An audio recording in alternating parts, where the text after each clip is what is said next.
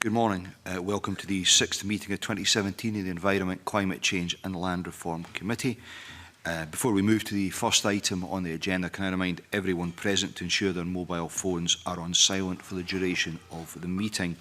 The first item on the agenda is for the committee to conclude its evidence sessions on the Scottish Government's draft Climate Change Plan RPP3.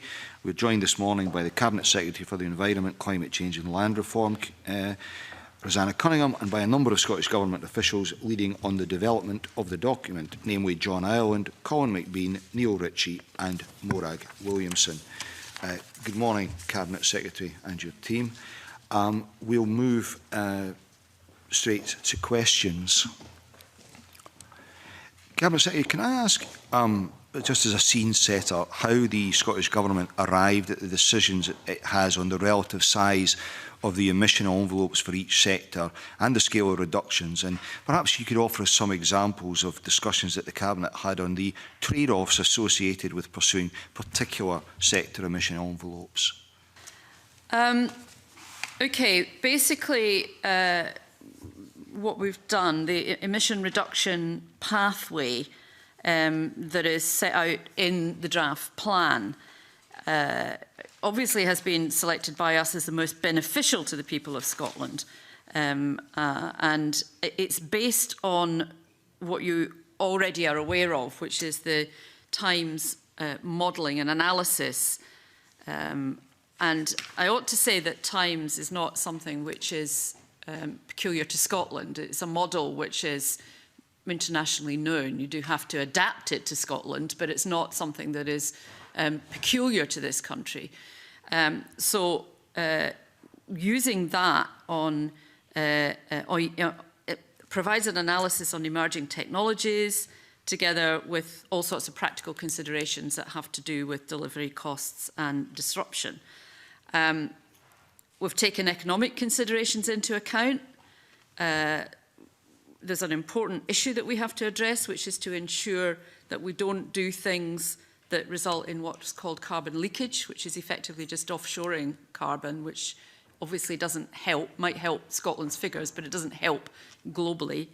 And second, to optimise where we believe economic opportunities to lie, because we don't want to ignore that side of things as well.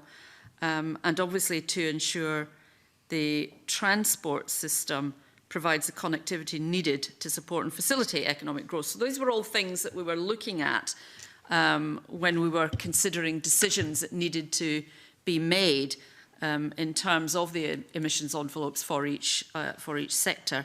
But we were also looking at social justice issues and other co-benefits. We didn't want to rule out some of those issues as well. So, for example, the decision to decarbonise heat in the residential sector is an example where we've tried to avoid unintentionally increasing fuel poverty, because these are all the sorts of balances that you have to take into consideration. And we certainly didn't want to do that, given the issue of fuel poverty among some of the most vulnerable people in Scotland. So improving energy efficiency is obviously really important. There is a different share of effort from what the Committee on Climate Change did originally suggest, but I don't think that that's something that you would not expect to find in some areas. We started out with a kind of least cost pathway. And I think the committee's been given quite a lot of detail on how the various decisions were fed through or run through, not decisions because there weren't really decisions at that point, but you know, possible situations were run through to consider what the effect might be. There were a lot of key stages involving inputs, including stakeholder input in all of that. And I mean, there's a very great deal I could say about the Times model. I think we'll come to some of the detail around the Times model process in due course today. I think we'll come to that. Can I just ask specifically about the implications of one sector overperforming on emissions reductions expectations of other sectors? Because in the foreword to the plan, your comments appeared to indicate that it could be possible that if a sector did particularly well, another sector might be, forgive the expression, let off the hook a little bit. Would have been the expression that I used. No, it's so not I the don't think expression I'm that was going used, to but the adopt impression that could have language. been, that interpretation could have been made. I mean, basically, what is being presented is pretty stretching across all sectors. But we need to keep progress under review and take any action to ensure policies deliver the changes needed to hit our targets. Now, what I said just in the earlier question is that we did have a number of things we wanted to balance. So, you know, what we're trying to continue to look at is make sure that that balance is correct. If we, and that really relates to kind of the whole monitoring process that will go on. If we think there is underperformance in a particular sector, it's not likely, or if there's overperformance, it's not really likely that we would then necessarily say, well, that means somebody else is off the hook, because we have actually looked across the board at what we're expecting. I mean, overperformance in that sense could become a bonus rather than be used as an offset, that's which right. I guess is what you're talking about. Yeah, that's what we want to get clear on. Yeah, but there will be times, I guess, when you might discover that some areas are not performing as you had anticipated, but that is about the monitoring of that to ensure that they're brought up rather than offset. I think that's how we would prefer to do it. Okay. What about the issue of weaker ambition reductions in some sectors? Has that put particularly ambitious or potentially unreasonable expectations upon others? Well, I'm not sure I would use the word weaker in that context. I don't think that's really how we would see it. We've tried to ensure that there is effort across the board. I know, for example, that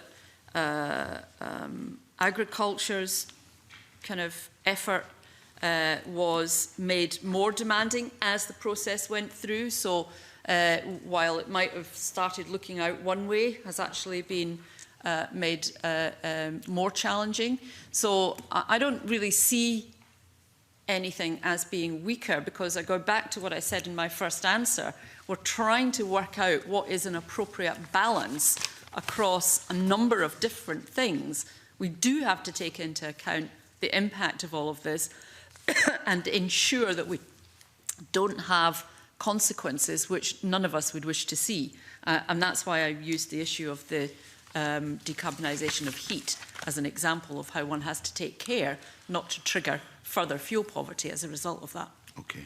Okay, let's move on and explore this further. Emma. Thank you, Convener. Thank you. Good morning. It's kind of similar to what Convener was saying about, you know, I understand that emissions reduction has been achieved in agriculture sector in previous years, but there has been suggestions made that transport and agriculture may have got off a bit more lightly, and you've just alluded to that. But wondering, in terms of planned emission reductions over the period to 2032, how can we get bigger gains if some of the sectors don't have as much, you know, percentage goals on their emission reduction? And maybe also why different approaches were used to inform the agriculture and transport sector emission pathways, and whether using these as a constraint in the Times model has resulted in the Times model offering more ambitious reductions in other sectors. Okay, I think I alluded to at the early part that we haven't simply followed the line of the Committee on Climate Change. Agriculture, the way we looked at agriculture was developed in two ways, and I did also say that it actually resulted in agriculture's emissions reduction being increased. I think you know what I mean, that they were actually, over the period of time, came out with a tougher challenge than was originally being looked at. And forgive me because this is quite technical and I had to ask about this myself. An assessment was made on the marginal abatement cost curve. And that's about the extent to which, as you attempt to abate, the gains reduce until they're really very small. So we had to try and look at that. It wasn't planned to be used as a model for calculating emissions because it describes measures at farm level which you can't deliver through policy. I think agriculture is a very particular kind of area. And also some of the measures would be undesirable for health and safety and various other aspects of farming. So we're back to making sure that we've got it balanced properly and that what we're doing is proportionate. So we had to revise that to be used in times. Like we couldn't just go with the straightforward one because that wouldn't have resulted in what we wanted. So we had to revise it to be used in times, but it was still part of the process, but it had to be revised. And analysis by agriculture officials did conclude that we could get emissions reductions of a fairly reasonable nature through policy interventions. And again, you know, this is about policy interventions too. And we also had to analyse trends in agriculture since 1990,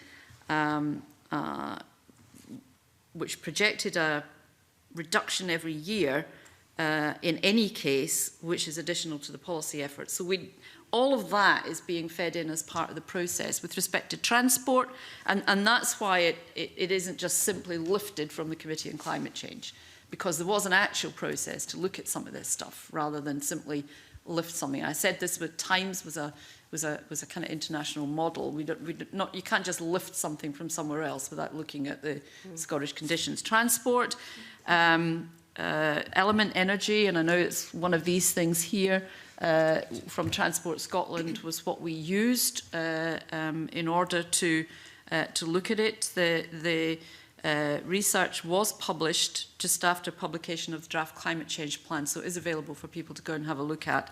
And it provided more detail than Times. And because the projections for emissions reductions were broadly consistent with Times output, that Element Energy research has been what's adopted. Now, it's a kind of long-winded explanation of the two areas that were kind of not just simply lifted and dropped in terms of the Times model.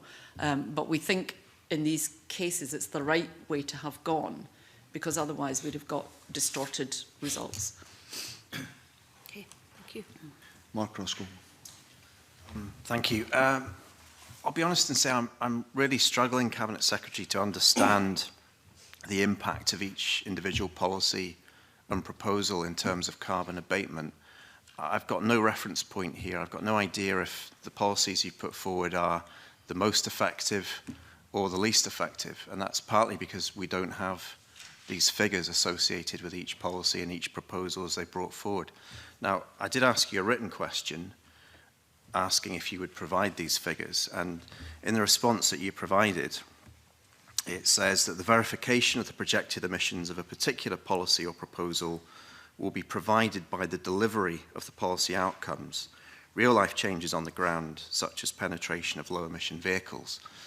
So does that mean that you don't know what the impact of these policies are going to be until you've actually delivered them?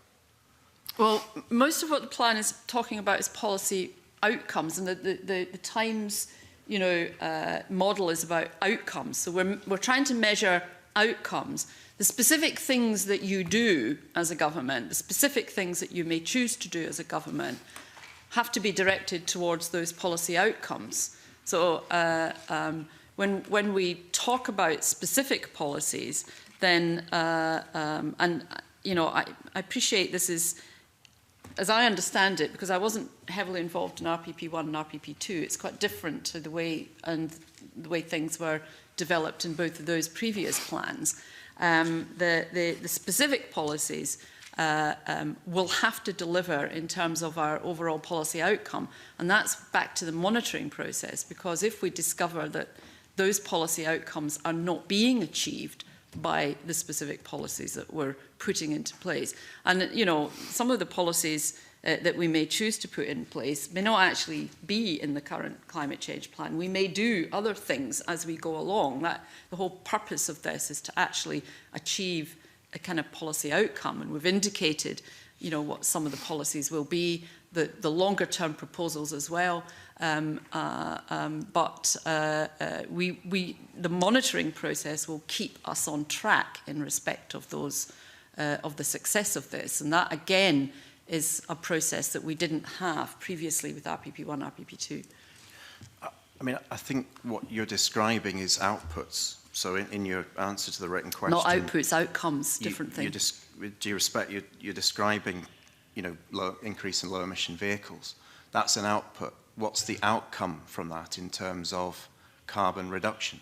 But that is what the Times modelling is about.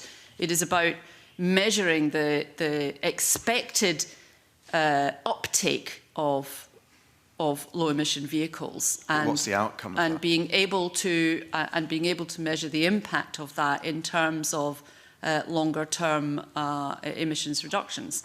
And that's something that the way the model works is that is what you're effectively. I mean, I probably get shouted at by Colin because I kind of think of it as a bit like a sausage machine. You understand the distinction I'm making, though? No, well, you're using the word policies outputs that are put in place, and those have an outcome in terms of carbon reduction. What is the expected outcome of each of the policies and proposals in the plan?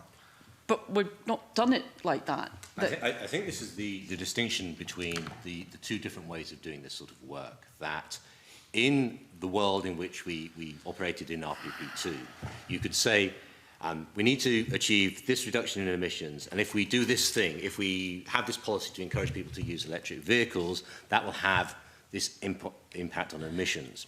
And the problem with that was that didn't take account of the impact on emissions in the round. So we've talked before about the fact that where does the electricity come from, which is used to power those low emission vehicles, and that can have emissions impact as well.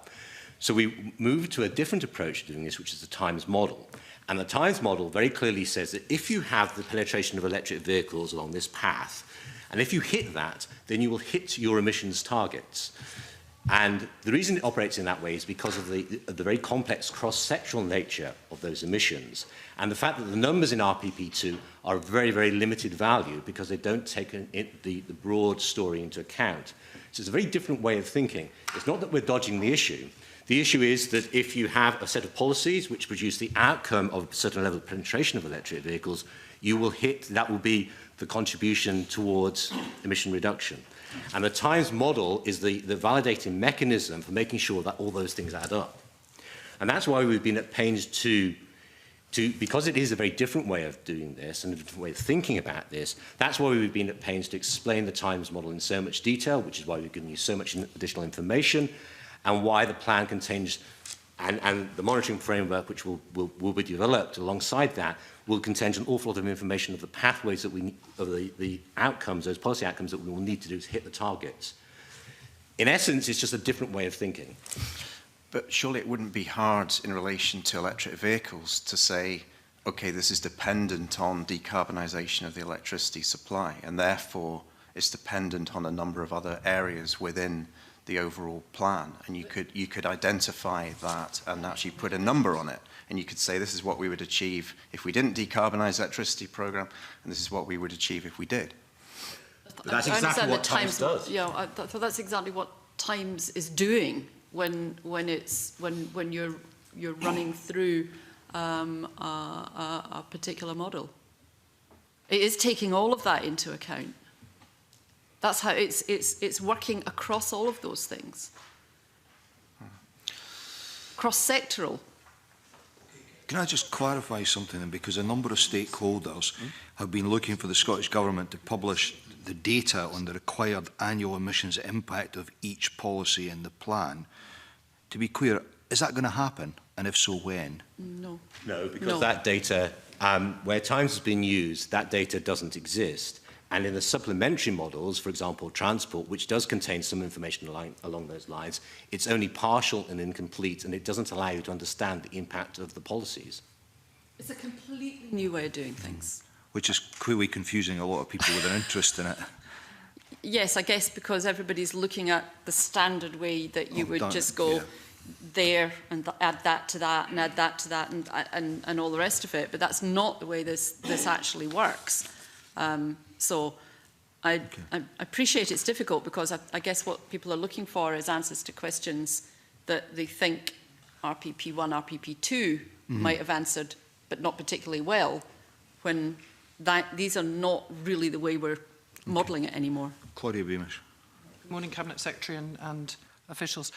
I'm trying to understand where we are with things, but my confusion arises from the fact that if I look at in the main, useful additional information, which we appreciate as a committee on the Times model, which came on Friday, that we're still drawn back, in my view, to sectoral comments, which seem to sort of stand alone. And if I just read you out one from October 2016, and as you'll know, we got the progressions for the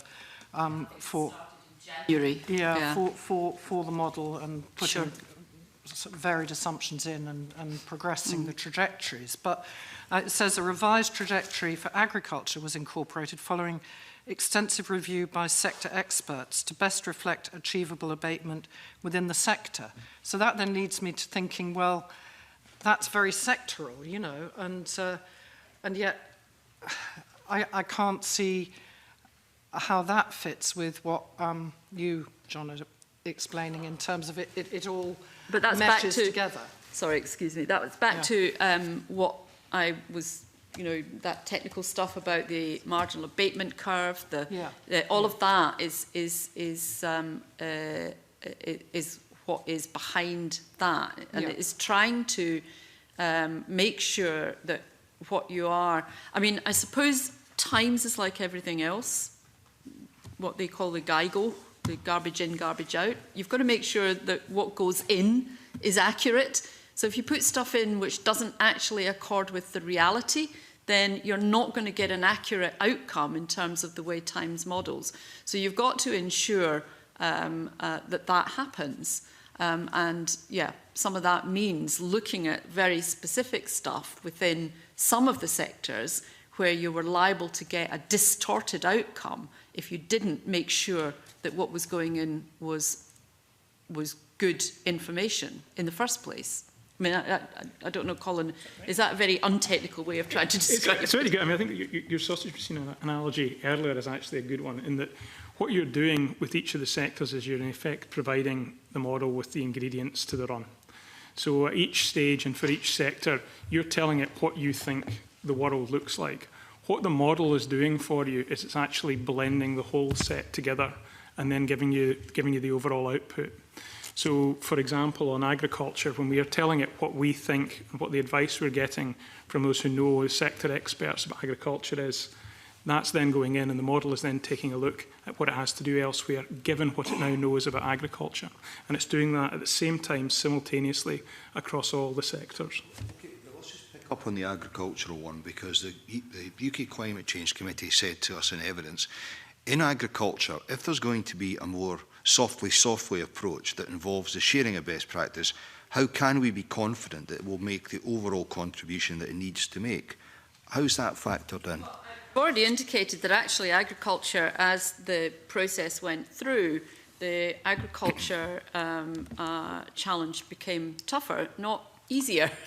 So, as we were looking at it, that initial run through wasn't considered to be one that was giving the right or the the information that was going into that wasn't helpful in terms of the outcomes. And as we kind of refined it, then the agriculture challenge became greater rather than lesser. So I'm not quite sure how that works out in terms of softly.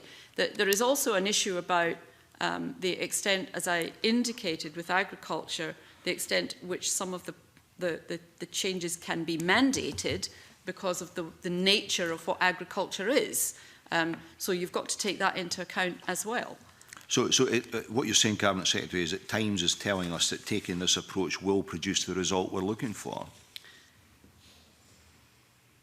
Yes, from our best evidence that goes in, Times will tell us that this is all achievable, and this is achievable for agriculture, for transport, and for all the other sectors. Now, that doesn't remove, in our view, the importance of a continued monitoring exercise, which is part of this, to make sure that there aren't things that happen that begin to reduce that. And if we see in any one sector that things are not working out, then we go back and have another look at it. That's what the whole process is actually about. And I don't think RPP1 or RPP2 had that process built in. I mean, as I said, I wasn't around, I wasn't doing this job for RPP1, RPP2, but my understanding that kind of continual assessment, continual monitoring didn't really take place. No, well, quite clearly not. So we've added in an extra element here, which is that as things go through, then there will be, and I might be wrong, but I think a kind of annual reporting of the effectiveness of what we've put before you. So there is a kind of constant process now, and I appreciate that means more work for the committee, but the thing is that it does mean that it's a more constant process than we've had before. The whole thing has changed quite considerably. So the model is completely different. The way it's described is really different. But that continual monitoring is also something that is new. And it's all of that together that we think will provide a far better way forward than we've had before. Okay, let's compare and contrast with RPP 1 and 2. Kate Forbes. We've already touched on some of the potential challenges associated with moving away from the bottom-up approach in RPP1 and RPP2 to this more top-down approach. Are there any other potential challenges that you could outline? And how would you respond to the suggestion that was made by the CCC of the benefits of seeking to combine a top-down and a bottom-up approach to be able to capture all the nuances? Okay. Let me just be clear where I am. We've said quite a lot about Times. Just to remember that Times is about strategy. It's a tool to allow choices to be made on the distribution of emissions reduction. And it's a roadmap of policy outcomes, okay? Times itself doesn't prescribe policies. So that remains a kind of bottom-up process. Times is not about prescribing policies. That remains a decision that is something that we have to make, society has to make, and that will feed into the policy outcomes that Times is modelling. The data is also, as we've already had a conversation, is also supplemented by some of the sector modelling and research, and I specifically referred to a big piece of work that was done on transport as well as agriculture. So in a sense, that's another example of both top and bottom coming together. And again, the monitoring framework, which will continue to allow us to assess how the top-down policy outcomes and the bottom-up policies actually combine to deliver the outcomes. So I think the idea that somehow the whole thing has flipped from bottom-up to top-down is a misreading and a misunderstanding of what's actually happening here. Because what's being done is that we're bringing the two together in a way that hasn't been brought together, they've not been brought together before. Alexander Burnett. Thank you very much, Convener. I can just refer to my register of interest around renewable energy. We're obviously on the road to understanding how the Times model works in terms of policy output and outcomes. But you talk about how the model is a production from the ingredients that go into it. If one of those ingredients is unrealistic, could we maybe talk around that? So I'm talking specifically around the very high ramp-up targets. Two examples would be the amount of low-carbon heat being supplied to buildings.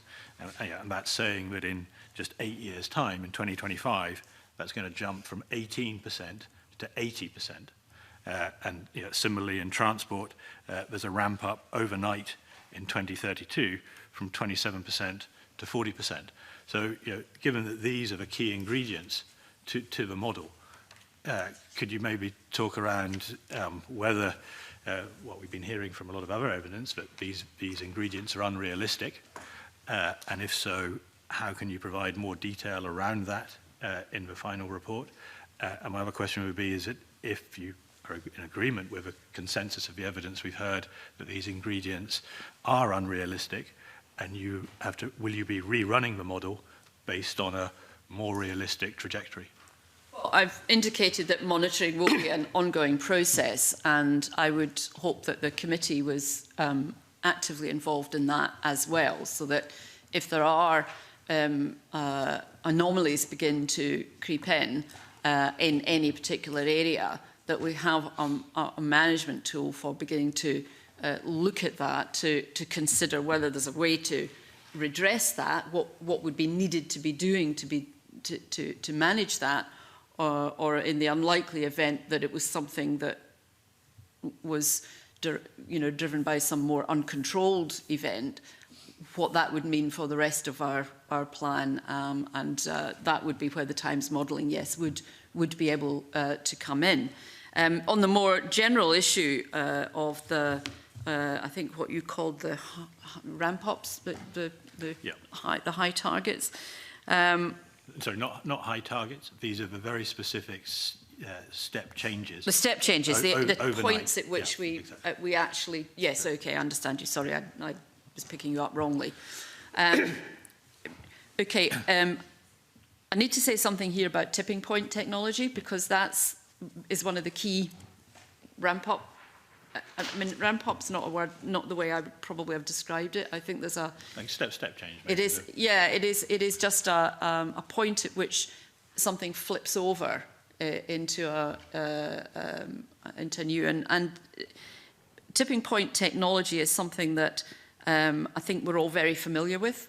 It can occur where the cost of technologies falls rapidly, resulting from key developments. Now, you typically get, and usually we talk about it in terms of phone technology or something, because that's something that we are all involved in. Something new appears, is very expensive because the demand for it isn't necessarily there. Because it's very expensive, only a small number of people move to adopt it, and that we call them early adopters. That's the general term. It then begins to spread out a bit further as more people begin to buy it. And then there's a point at which the price of it falls so markedly that the uptake of it goes up quite significantly. And that can actually happen quite quickly. It's not something that necessarily spreads out over a very long space of time. I've used kind of phone technology simply because I guess that's the one that's most familiar to us, but it's happened with solar photovoltaics more recently, where the reduction in cost has led to a substantially greater level of uptake than was originally envisaged. So that's the kind of thing that happens. And people try to work out where in the process that is likely to happen. And then thereafter, what is likely to be the level of uptake that comes at that point. So it really is, I guess, I would almost say the very best guess you've got as to when that is going to take place. If you try to push policy before we're at that point, it's not going to work because the cost of whatever it is that you're doing is going to be too high. And you're trying to work out what that tipping point is. Now, in actual fact, we were more conservative in some of our estimates of what might happen post a tipping point.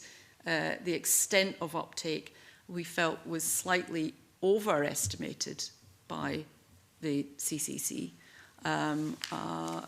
in some cases in terms of the penetration of electric vehicles, etc. But we still see that there is a point at which the uptake is quite significant. And you have to consider that in any model going forward, both for the effort that you're trying to apply before that point and the expectation of the outcome after that point.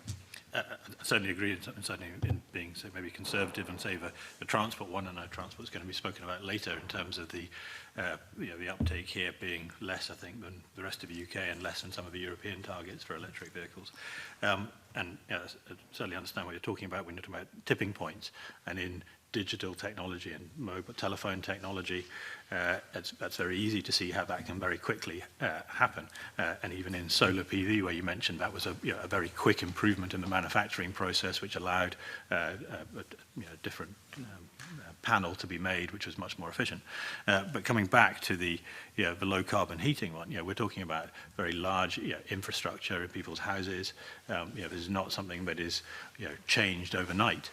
And would you still accept that just in 8 years' time, switching to 80% is a realistic target? Yeah, it is absolutely challenging. I don't for a single minute doubt that. I mean, you could have run models which would have been even more challenging with an expectation of that, low carbon heat beginning to happen a lot faster, but it would have been a completely unrealistic way to do it because of lots of different reasons, not least being whether you had the capacity in the economy to do it.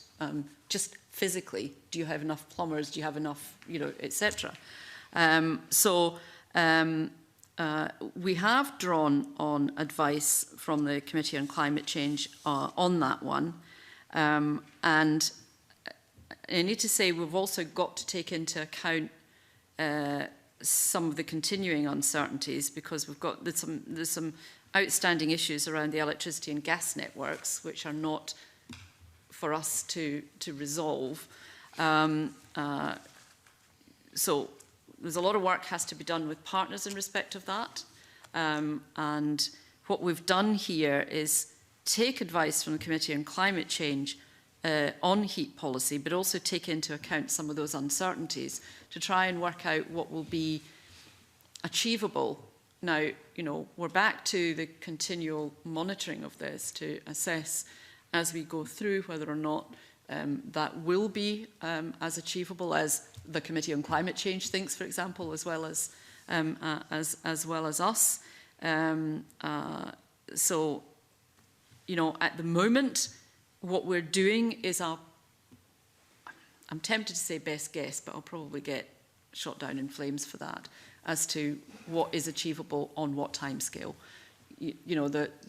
On one model, you could have, as I said, done a much more challenging one much earlier, but that would have been an unrealistic expectation, would have been rightly challenged for that. I think what we've got now, we're hoping that the decision about the networks in 2021, can't remember when it is, 2021, will give us the way forward. And if anybody's kind of wondering about the gas network, if you're going to move away from gas, for example, which is what everybody expects you to want to do, what you don't want to do is have a whole load of people moving away from gas and then discovering that the gas network is going to get used to pump hydrogen instead of gas, and the folk that have spent money moving away from gas come taking out the infrastructure are then stranded effectively in a way they didn't have to be. So there's a bit of this making assumptions about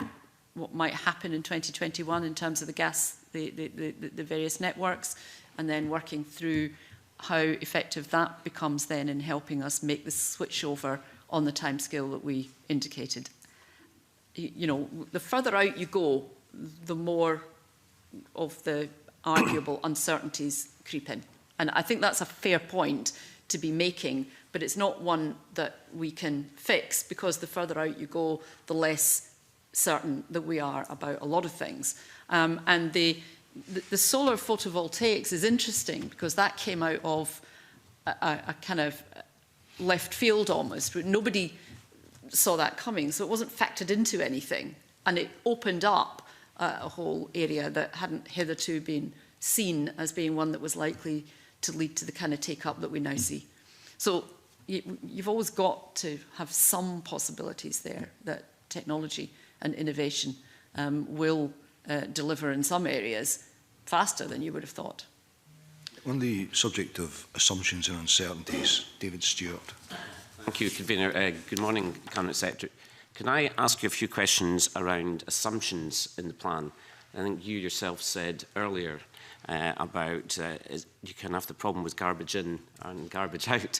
But clearly, in the general sense, any plan is as good and as strong as the assumptions behind the plan. Can I ask you about one very specific area, and that's the EU emissions trading scheme? Has there been any discussions with UK or European Commission officials around a scenario where Scotland or indeed the UK is not part of the emission trading scheme? Well, there are, as one might expect, ongoing current discussions in respect of the future that Brexit might bring. It's perhaps a little difficult at this stage to ascertain how things will work. I think I indicated in the statement that the plan is drafted on the basis that we're in the scheme, and I wanted to defend that position because it's a position where we are now, and I have absolutely no idea what the net result of the negotiations is, and I would hope and expect that we would continue within that scheme. But as you'll appreciate, I don't have the control over it. We've worked on the basis that we are in the scheme. However, I have written to the Minister of State, Nick Hurd, and I did that before an Environment Council, which was to take place in December and was going to vote on ETS Phase 4 reforms. So at that point, we were supporting the UK government's position in that, although that vote then got put aside, and it will take place next Tuesday at Environment Council. I've asked that my officials be involved in Brexit scenario planning on this kind of whole process, because, as you know, as we all know, the plan is predicated on the fact that we're in the trading scheme. I can't do anything else at the moment than do that, but the desire of my officials to be involved in that is so that we can monitor and know quite quickly if that looks like it's not going to be the case going forward, because then we will have to reconsider some aspects of it. There are monthly telephone conferences between various officials,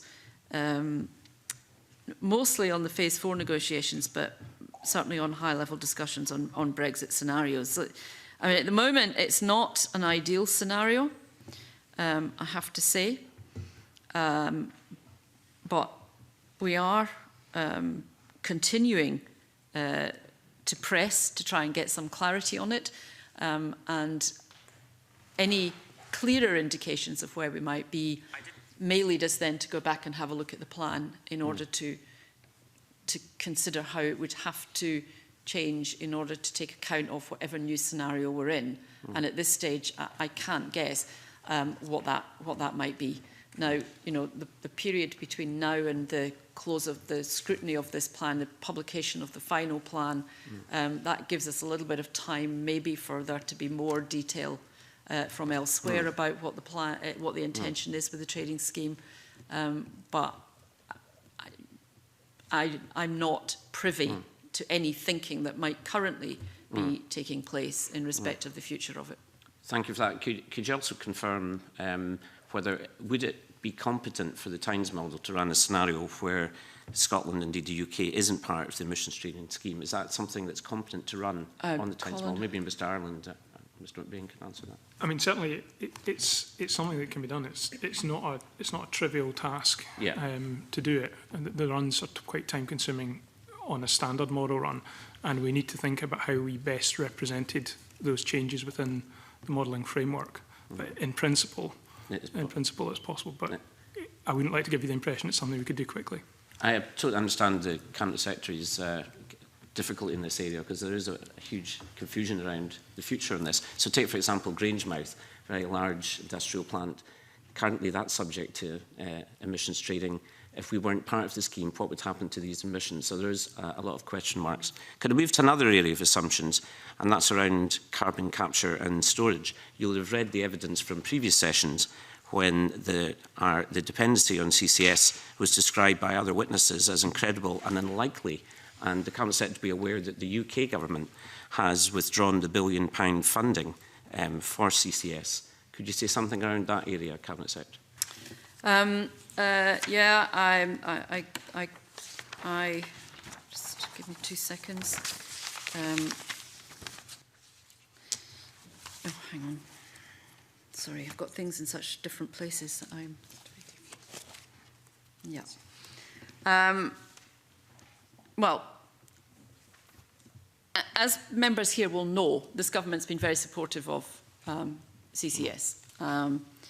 And we do consider it to be a credible policy.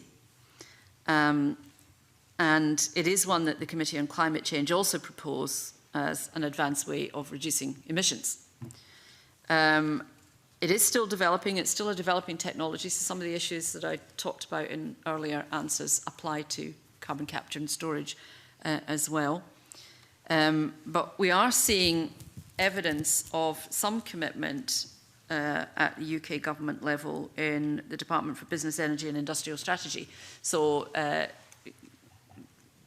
may be some movement there. And obviously we would be happy to work with the UK government on any such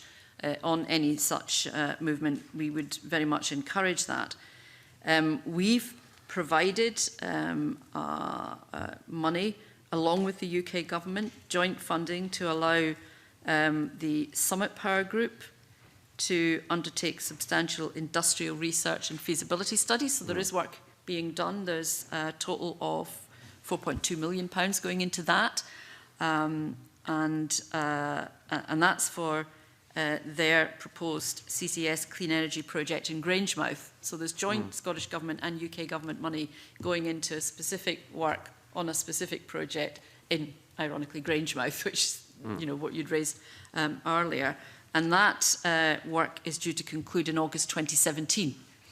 So it's, you know, we're not talking about CCS on the back of absolutely nothing. We are actually continuing to push forward on it. We know it's critical for cost-effective decarbonisation. If we can do it, we could have strategically located CCS decarbonisation systems across the country, and we know it will be needed by the industrial sector in the 2030s, which is why it's embedded into our manufacturing action plan as well as the climate change plan. And as I indicated, there is already joint working going on between the Scottish Government and UK Government specifically on this issue. So I'm confident that having CCS in the draft plan is actually the right thing to do. And we're intending to put all our efforts into achieving the outcomes that, that we want to see. So it isn't that we're in a position where nothing is happening, and I know that what the decision not to go ahead, when was it, a year, 18 months ago, or whenever it was a huge blow. But having said that, there are indications that there is now work being done both at UK Government level, and obviously there is work being done at Scottish Government level. So we do think that ball is rolling again, and therefore we want to keep it in the plan. I mean, obviously I welcome the initiatives that the government's looked at for Grangemouth, but clearly the loss of £1 billion funding must make some thoughts about the assumptions in the plan, one that you want to keep under active consideration. Well, you know, we don't want to be drafting a plan which doesn't take into account carbon capture storage, because we think that it is going to be needed by industry by the 2030s, and if it's going to be, it'll be driven by, I suspect, that need more than anything else. Do you want Colin could add a little bit on the assumptions in the plan, if that would be helpful. So one of the things I think we've mentioned previously is that CCS. Yeah, one of the things we've mentioned previously around CCS was that we looked at model runs without it, and it's exactly what the Cabinet Secretary's highlighted. You can achieve the climate change targets without CCS, but it becomes significantly more expensive. With taking CCS availability away from the power sector, for example, was raising our system costs by around £6.5 billion. So for that reason, we've kept that in the mix. It's part of our low-cost solution. And we also carried out at the same time a validation exercise on the costs that were used and the assumptions that were used around CCS. So those numbers are in line with the most recent thinking on the issue. I believe it was a House of Lords report that drew from. Actually, I've got the actual title is here: the lowest cost decarbonisation for the UK, critical role of CCS, the Parliamentary Advisory Group on CCS. That's what we've drawn from on that. Thank you. And Convener, my final question and my final issue around assumptions is around road traffic growth. You again have noticed the evidence from Richard Dixon, who's very concerned by the fact that the assumption from Transport Scotland was a near quarter, 23% increase in road traffic by 2035. His argument, and I paraphrase, that we need to be braver and get people to think very dramatically about their transport choices in the future. That is a big assumption, Cabinet Secretary. I appreciate it comes from another portfolio, but nevertheless, the fact we've got nearly a quarter growth in road traffic, which is a huge emitter, is a real concern. What's your assessment of that? Well, partly, and yes, you're correct, I'm not the Transport Minister, or, so you'll forgive me if I'm not across every detail of this. But as I understand it, transport demand is pretty much shaped by the operation of the economy, which is about commerce rather than commuting. I think one of the problems is that mostly when we think about transport and management of demand, we think about commuters, we think about folk jumping in their cars or not jumping in their cars, but actually the biggest part of, by far the biggest part of transport demand is driven by the economy, not actually commuters. And I think what we've tried to do is take a realistic view on transport growth, which reflects population and GDP. Again, those things coming into the decisions about projections in terms of demand. But we're not simply predicting and providing for expected demand growth, because we know that travel demand does have a role to play in reducing emissions, and that's reflected in the plan as well. We've identified what we think are key actions, such as the establishment of low emission zones, that would signal both to individuals and to businesses that behaviour change is needed. And on top of this, we're actively supporting other measures, for example, the greening of the bus fleet, etc., to reduce environmental impact. There's a 27% growth forecast for car kilometres, I think, is between 2015 and 2035. That comes from the detail of that Transport Scotland Element Energy. Is this? Am I holding up the right one? Yes. Element Energy. I don't know if people have seen that. They'd probably be useful for folk to actually have a look at that. And we've cross-checked it with the transport model that went into Times, and we think it's robust. And but on low emission zones, is there any reason why you can't bring them in quicker than you're currently planning? You'll know that Glasgow has breached the EU environmental regulations, and obviously there's strong association with dementia and... I'm very much aware of that. Low emission zones is something that local authorities at the moment would be where the decision to do so would come from. So we would need to have local authorities looking at these specifically. If you were to talk about we bringing them in, you would be talking then about us imposing on others where they might be. Now, you know, that's a whole set of different discussions. I'm conscious that in some parts of the country, a discussion about low emission zones has already begun. I think Glasgow is one of those places precisely because of the statistics that came out not just before Christmas. I would expect there will be applications from local authorities to proceed with low emission zones, and we would be grateful to have those discussions with any local authority. At the moment, no local authority has actually come forward with anything approaching a proposal. I hope that changes, because our expectation and our hope is that we will have the very first one in place before the end of 2018. Okay. But that is dependent on local authorities as well. I mean, so I can't speak for every one of the 32 local authorities. Okay. Thank you. Okay, thank you. 2 brief supplementaries from Claudia Beamish and then Mark Roscoe on this theme. Right. Thank you, Convener.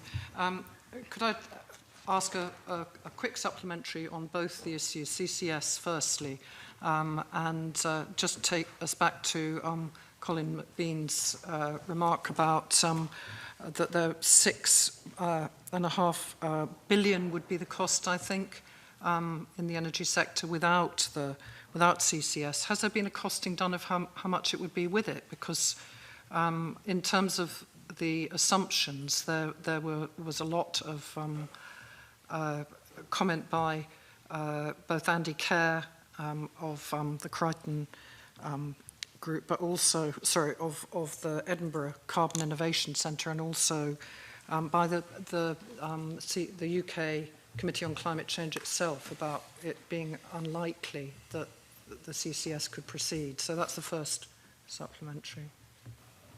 Well, I'm not quite sure what the question is. We've costed... I mean, I'm not quite sure what your question is actually here. What are you... Well, my understanding was that that you said, Colin, that that it would be the cost to energy would be, unless I misunderstood it, 6.5 billion. If we don't. If we don't. Sorry. So what would it be?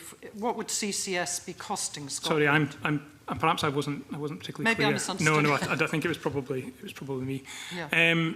So the 6.5 billion figure doesn't refer to energy. It refers to the costs that are imposed on the overall system by taking that option for carbon capture and storage and energy off the table. So what we have done in the plan is allow CCS to come forward, and that's where you get the figure of the net present cost being around 2% of GDP over the period from. So it's a system-wide impact, so it has ripples So that's back right to through the the times system. model issue. But, Okay. but in a sense, that's also what's driving what will be a kind of industry demand by the time you get to 2030s, because the cost is going to be colossal if we don't get there. So it's a technology in a sense that has to happen, otherwise the cost is going to be enormous. Okay, right. Thank you for that clarification. And then on transport, in your opening remarks, Cabinet Secretary, or your answer to the first question, you said that it would be what was most beneficial to the people of Scotland. And I'm just wondering, in terms of transport, whether there was any assumption run for instance, the cost of infrastructure for more safe cycling and walking, rather than assuming that domestically that the answer was for electric vehicles. I understand what you were saying about that a lot of the demand would be for industry and for delivery not only domestic demand. Yeah, I think the point it was making was that actually transport increase in transport demand is driven by the economy, not by commuters. Okay, so that balance is perhaps much more in a direction of commercial transport than it is the kind of personal transport that people automatically think about in terms of managing transport demand. And we're all guilty of that. That's the first thing I think about as well. You tend not to think about the commercial drivers there. In terms of running a model that would put more into what you're calling active travel, on the basis of that, and I might be wrong, it may not result in as much as you would assume if the big balance in terms of transport demand is actually commercial rather than commuter. Which is not to say it isn't a good thing to do, because there's all sorts of other co-benefits that apply to that. But in terms of the emissions reductions, it might not be giving you the biggest hit that you imagine, because again, our assumptions are always that transport demand management is about commuter demand, when in actual fact it's mostly driven by commercial and economic drivers. I don't know if you... Could I just add that exactly what the Cabinet Secretary is saying there about the impact of active travel is one of the things which is evaluated by the Element LNG work. So there has been that research. Mark Roscoe, briefly. Just to pick up on your point about emissions from vehicles being driven primarily by the economy rather than commuters, the UKCC says that effectively you've overestimated the increase in passenger vehicle emissions, and there's perhaps not enough emphasis placed on vans and those commercial deliveries. So on commercial deliveries through vans. So that seems to be the opposite of what you're saying, Cabinet Secretary. The UKCC are saying that you've overestimated the increase, the predicted increase in passenger vehicle numbers.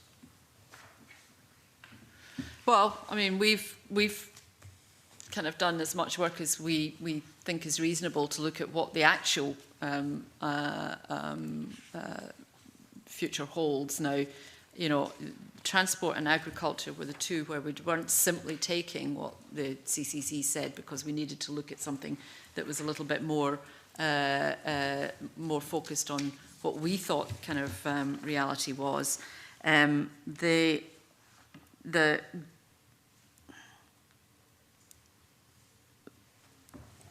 Yeah, I see that. Thanks. That's just what I've said, basically. Sorry.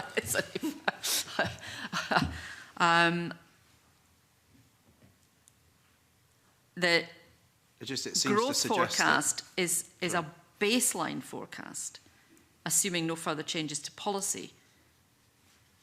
It will therefore adjust as policies to reduce emissions are implemented over the period of the plan. So again, we're back to the process, the way this plan will work in terms of how we monitor it working through as we go along. Yeah, it's just a baseline assumption. What you're suggesting, Cabinet Secretary, is similar to what UKCC have suggested in their modelling, and yet that doesn't seem to be reflected in the baseline that has been chosen to then feed into the Times model. Because we're using the work that's been done by Element Energy to ensure that what goes into the model for Scotland is actually the best possible information. Okay, I think it would be useful if we could get clarification on why the modelling that you've put forward for the Times model through the Element Energy report differs to that which is produced by the UKCC. Because it seems that you're on the same page in terms of not wanting to overestimate passenger vehicle numbers. But I mean, their work. You have on the face of it, overestimated passenger numbers, unless there's a very good reason for that in the modelling, which isn't transparent to this committee. I mean, there is there is kind of a lot of work done on this. So some aspects of it won't necessarily be terribly different, but other aspects will. And we were looking at the whole transport envelope, really, in respect of this. But I mean, I guess it's because we've been conscious of the fact that if you looked at 20 or 30 years ago, most households would only have had one car, and you look now and most households have got 2 or 3 cars. So we're trying to make sure that we build into the assumptions realistic numbers that go forward, and the extent to which as well that car ownership will shift to electric vehicles as and when it's appropriate. So there's, I guess, 2 things going on. There's a change in the technology that we would expect to see coming forward, but there's also the, you know, the desire to get people to switch away from using cars, and one could argue that might be switch away from using cars, any cars, even electric vehicles. Is that what we want? Is that where we want to be? So those are 2 things that are that both in the shorter and the medium term will help to reduce transport emissions. But in the longer term, are we realistically going to get people not to have even electric vehicles? I don't know whether that's something that you can look at and think is realistic. Would you not want to feed several options into the Times model and present those but we're publicly? not. Look, we could have presented a climate change plan that had, you know, with all the different models run through, but you still needed to know which one we were going to be opting for. And what is in front of you is how we've decided to take it forward. Now, yes, absolutely, we can put carbon capture storage through and do a run that removes that completely from the equation, or we could do a run that does another thing elsewhere, or we could do a run that does 2 or 3 of those things at the same time. I'm not sure that would really be getting us very much further forward, other than to present the committee with an even bigger headache, which would be trying to work out which of those was most realistic. And in a sense, we've kind of done that. This is the most realistic one going forward. Now we can try to pick, you know, individual things within it, which is understandable.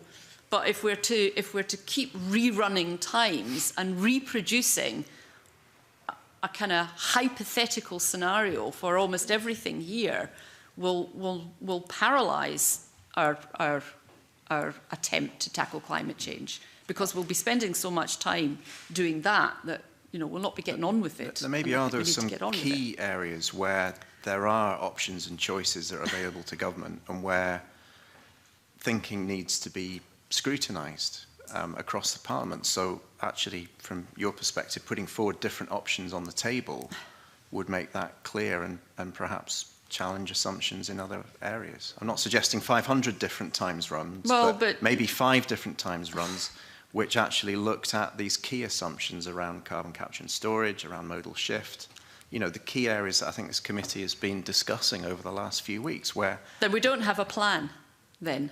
We don't have a plan, then, if we do that.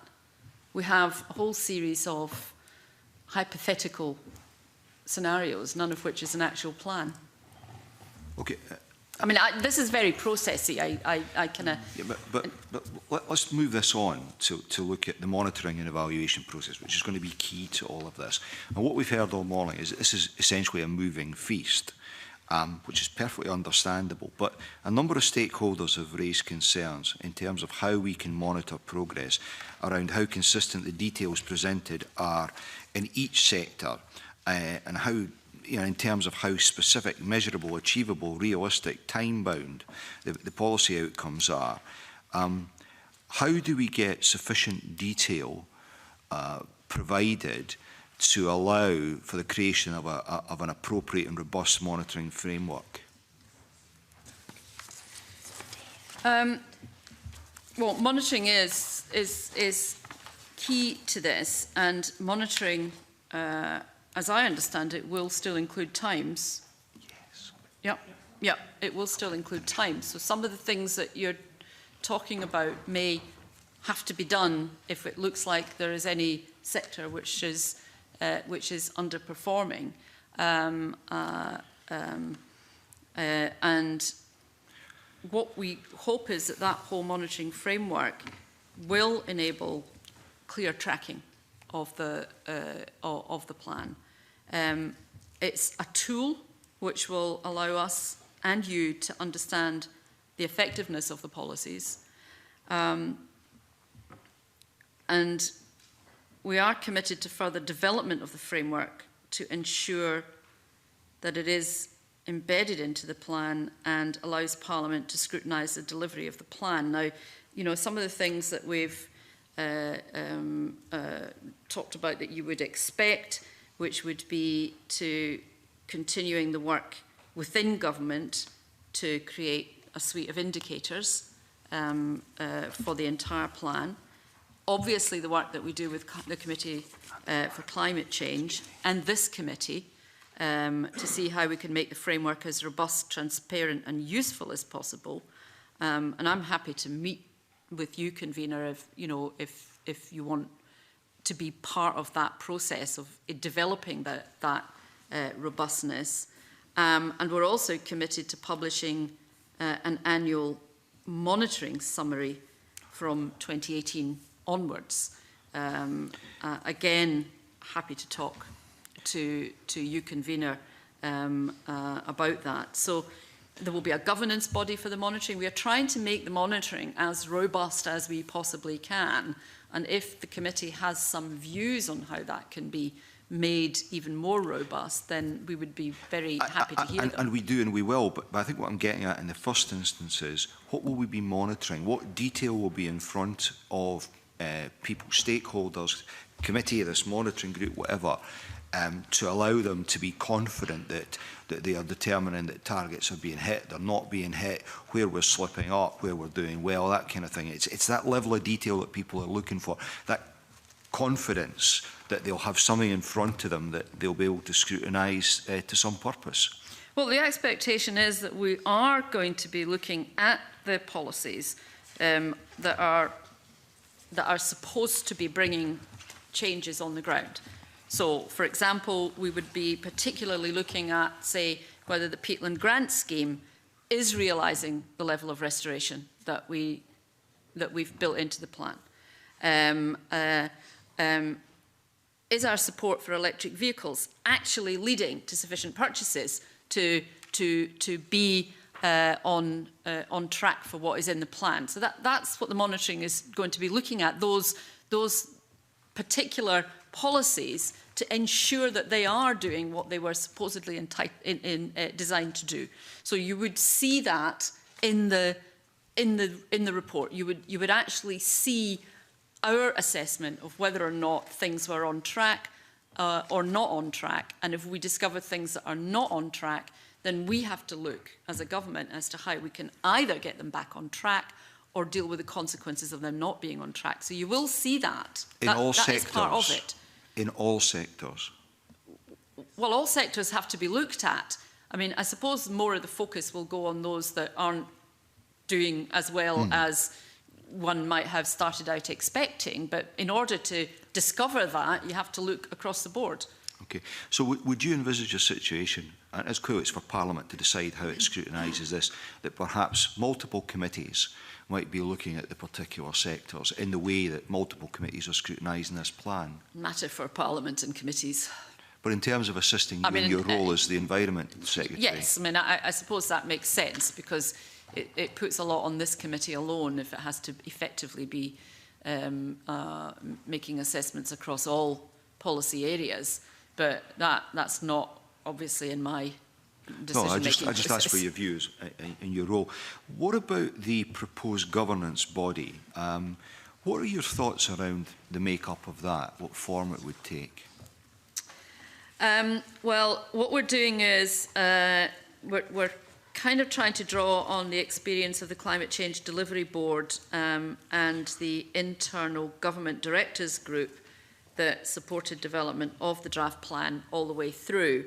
And we need to think through how that body engages with external stakeholders. I'm also pretty confident that we will get input from the Committee on Climate Change, and I expect from this committee that means that we can develop a monitoring framework fit for purpose. So at the moment, the governance body we're looking at is built on a kind of group that already exists, and it will morph into being something that doesn't just come into being for the development of a plan, but is actually working all the way through. Could you envisage a situation where some stakeholders were involved in that group? I'm not sure that we've kind of thought about that. There would certainly be a lot of engagement with stakeholders. We do have boards in the that do involve external stakeholders. I suppose it's not automatically precluded. It depends on the danger is that the expectation would be there would be somebody from just about every sector, and that then doesn't become particularly helpful. And governance is about governance. It's more about ensuring that the process is working properly. So there would need to be some questions asked about how effective it would be if you tried to do that.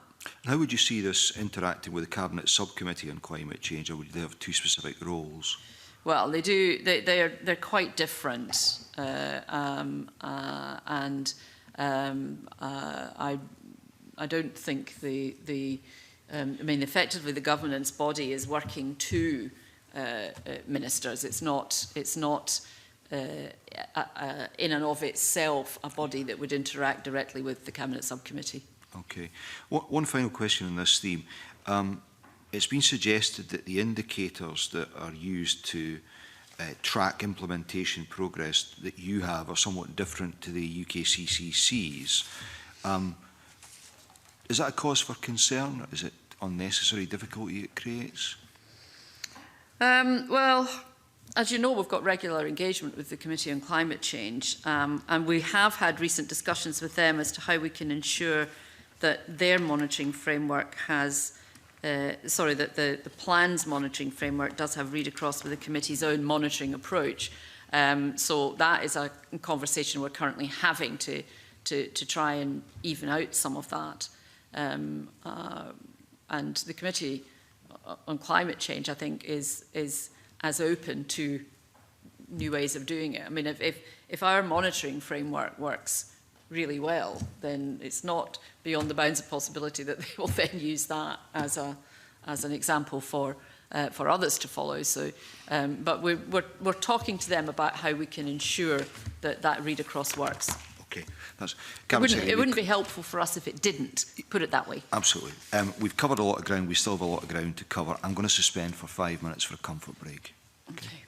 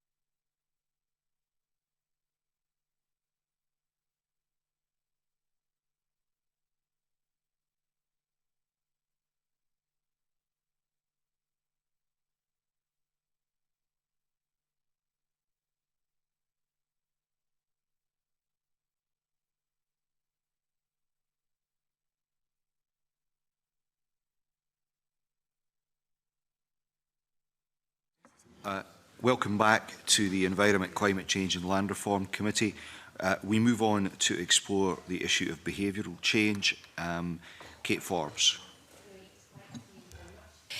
So previously, the officials have stated that behaviour change has been very important in thinking through the plan. I was wondering if you could sketch out how you have used the ISM tool and how it's been used to inform the selection of different policies, proposals and delivery routes in each sector described in the plan.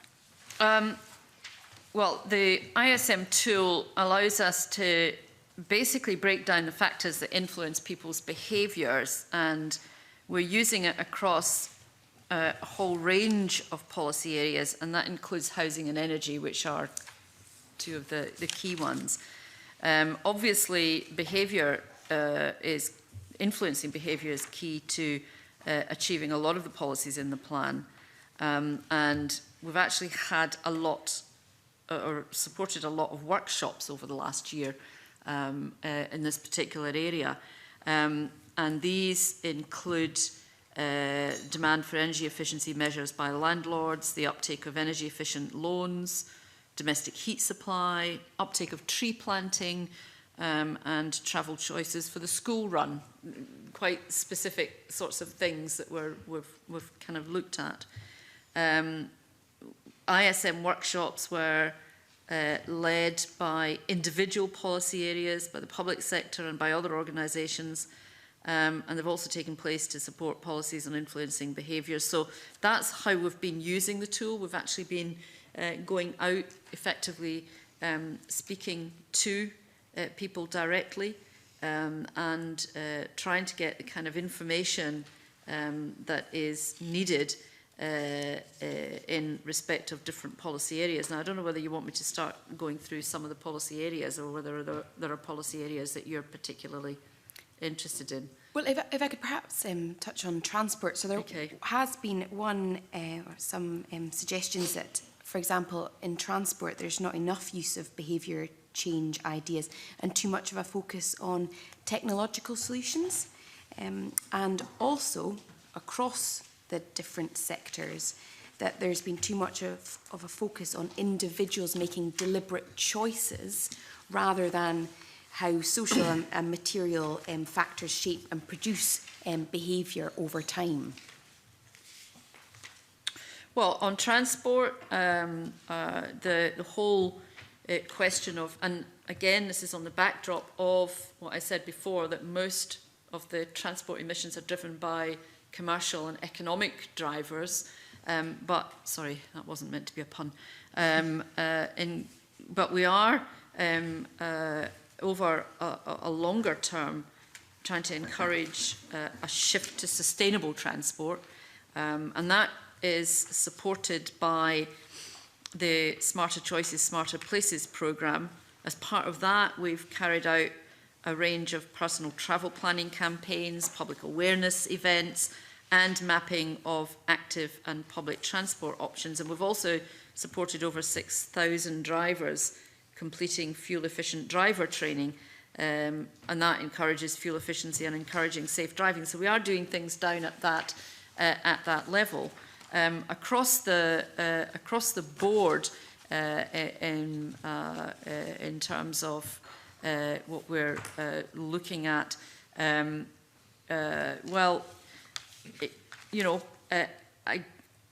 obviously technological change is going to deliver quite a significant step change if we've got that right, if we consider that to be a robust part of the plan, which we do at the moment. As long as nothing about that changes, then technology will make an enormous difference. And I see little point in pretending it won't when it actually will. Reducing emissions from transport is a long-term project. And it has to be underpinned by both innovation and changing behaviours. And important though behaviour change is, the truth is it's not going to offer anywhere near the same amount of abatement as can advances in vehicle technology. And that's just a kind of, that's just a fact. So in our view, the emphasis therefore on technology is correct. It doesn't mean to say we're not looking at behaviour change in terms of what is effectively commuter travel, but it's back to where the big demand comes from and therefore where the big changes can be made. So between now and finalising the plan, will there be any further consideration given to behaviour change, particularly in terms of supporting the implementation of the plan?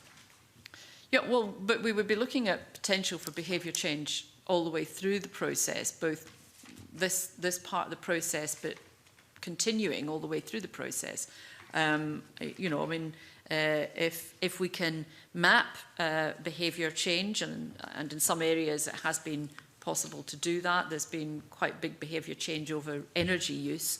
So, you know, it is possible to see that, then fine. But if it is shown that behaviour change isn't taking place in the way we would want, then obviously we would have to go back and look at that. But I keep coming back to the fact that the transport emissions and the whole issue of that part of the plan is driven by commercial and economic kind of things far more than commuters.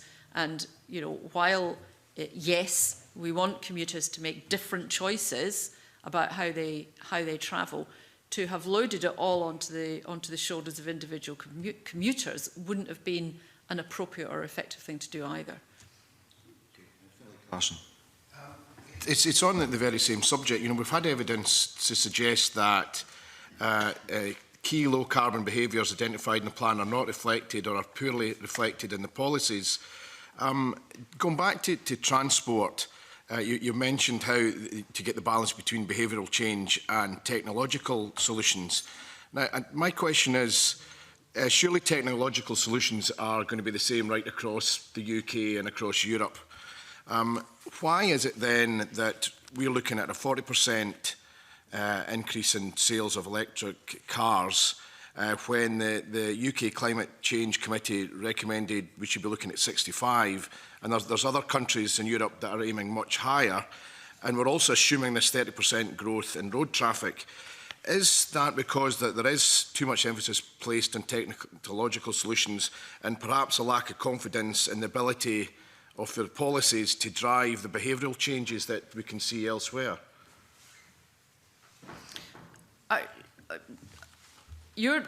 Okay, so the thrust of your question is that we're not being as ambitious in respect of the technology change that the Committee on Climate Change would have anticipated. The absolute reverse. I would assume that technological solutions will be the same whether it's Scotland or the UK or the rest of Europe, but we're looking at the uptake in electric cars being 40% as opposed to 65% as recommended by the UK committee, which is also less than in other European countries.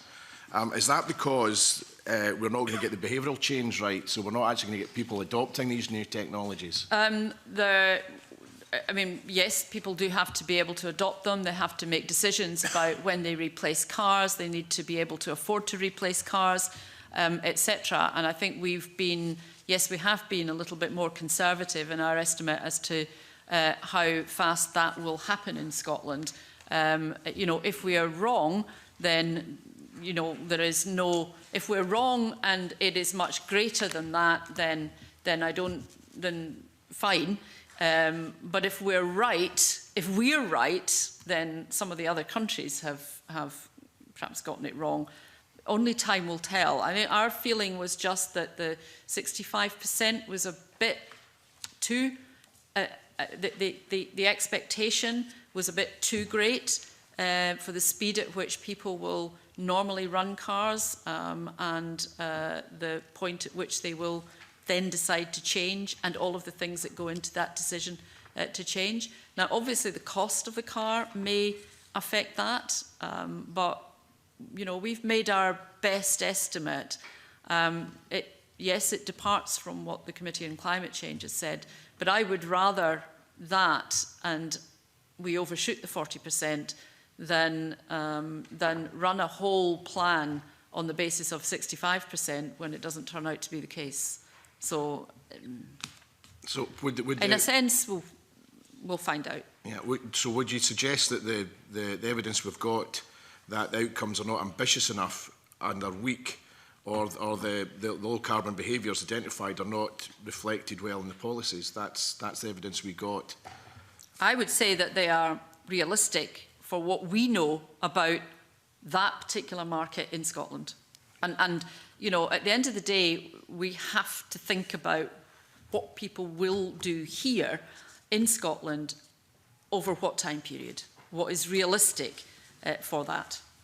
And you know, if we're wrong because we have underestimated the speed at which it will happen. It's not really about a level of ambition. That is a projection about uptake that is best guess scenario, whether you're talking 40 or 65%. If we are wrong and 40% isn't as high as it turns out to be, then that's great, that's all to the good. If we are right, then some other plans elsewhere are going to be in difficulty. So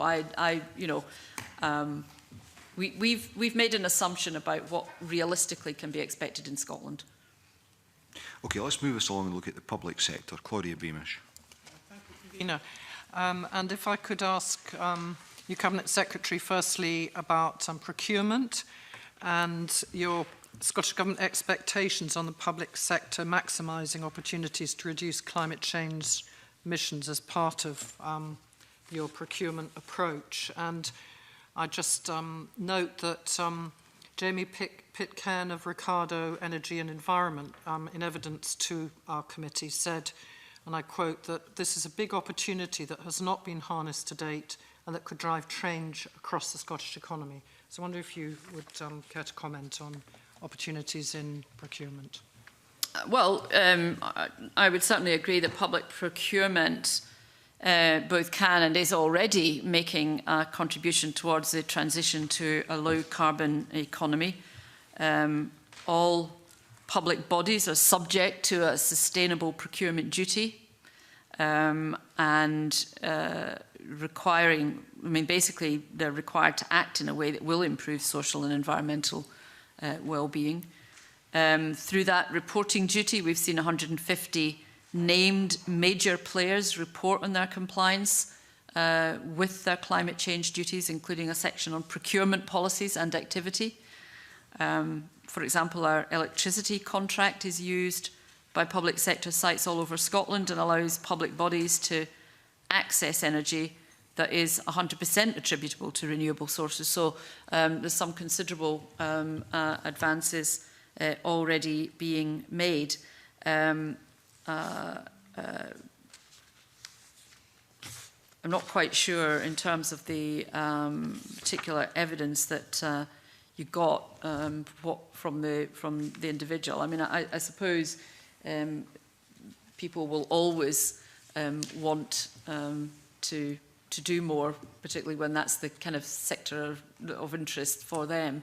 But what we want to try and ensure is that we get public sector bodies to be doing ultimately the right thing, and of course that's the economic thing in most cases, because achieving value for money is important, but it is for public sector organisations to decide on the best approach for them.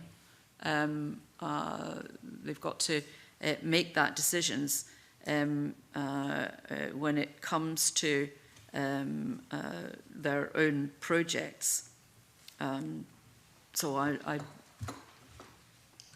Yeah, the Cabinet Secretary, is obviously a wide range and scale of public sector bodies, Sure. as we all know. And some public sector bodies have raised significant concerns about the achievability of particularly securing a 96% emissions reduction from the service sector in the period to 2032, and how this 15-year plan relates to the current reality in the public sector. So are you confident that this is a realistic aspiration or target, as one might define it as, and what are the implications specifically for the concerns that were raised about those that are currently installing gas boilers and with an expected lifespan well into the 2030s? I know. There are a lot of uncertainties on heat decarbonisation, and we talked about some of them earlier, not least of which is the decision that has to be made about the networks in, I'm saying 2021, hoping that is the right date.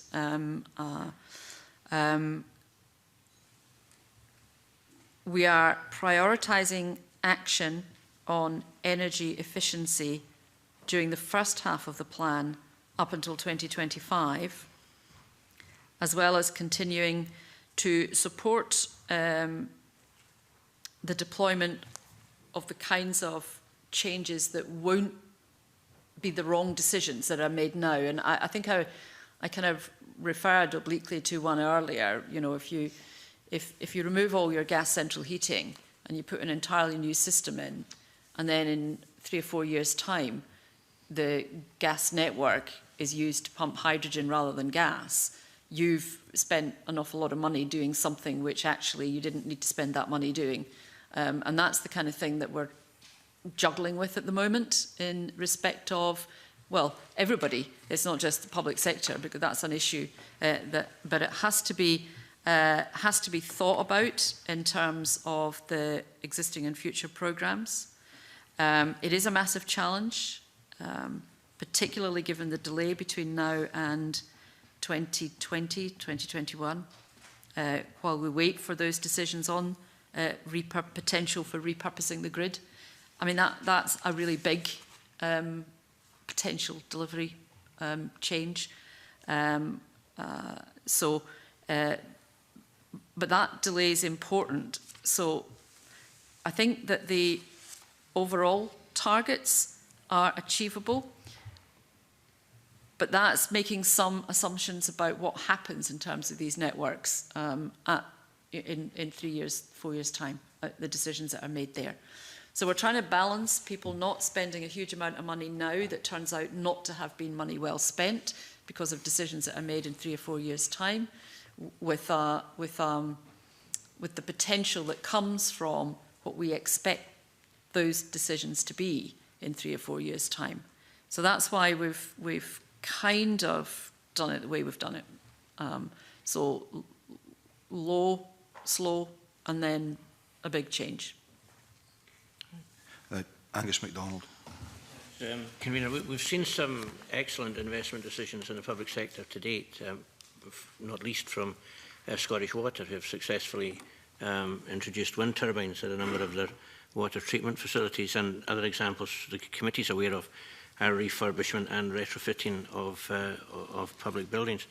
Does the Scottish Government provide guidance over what length of time the potential efficiency savings associated with such investments is regarded as reasonable?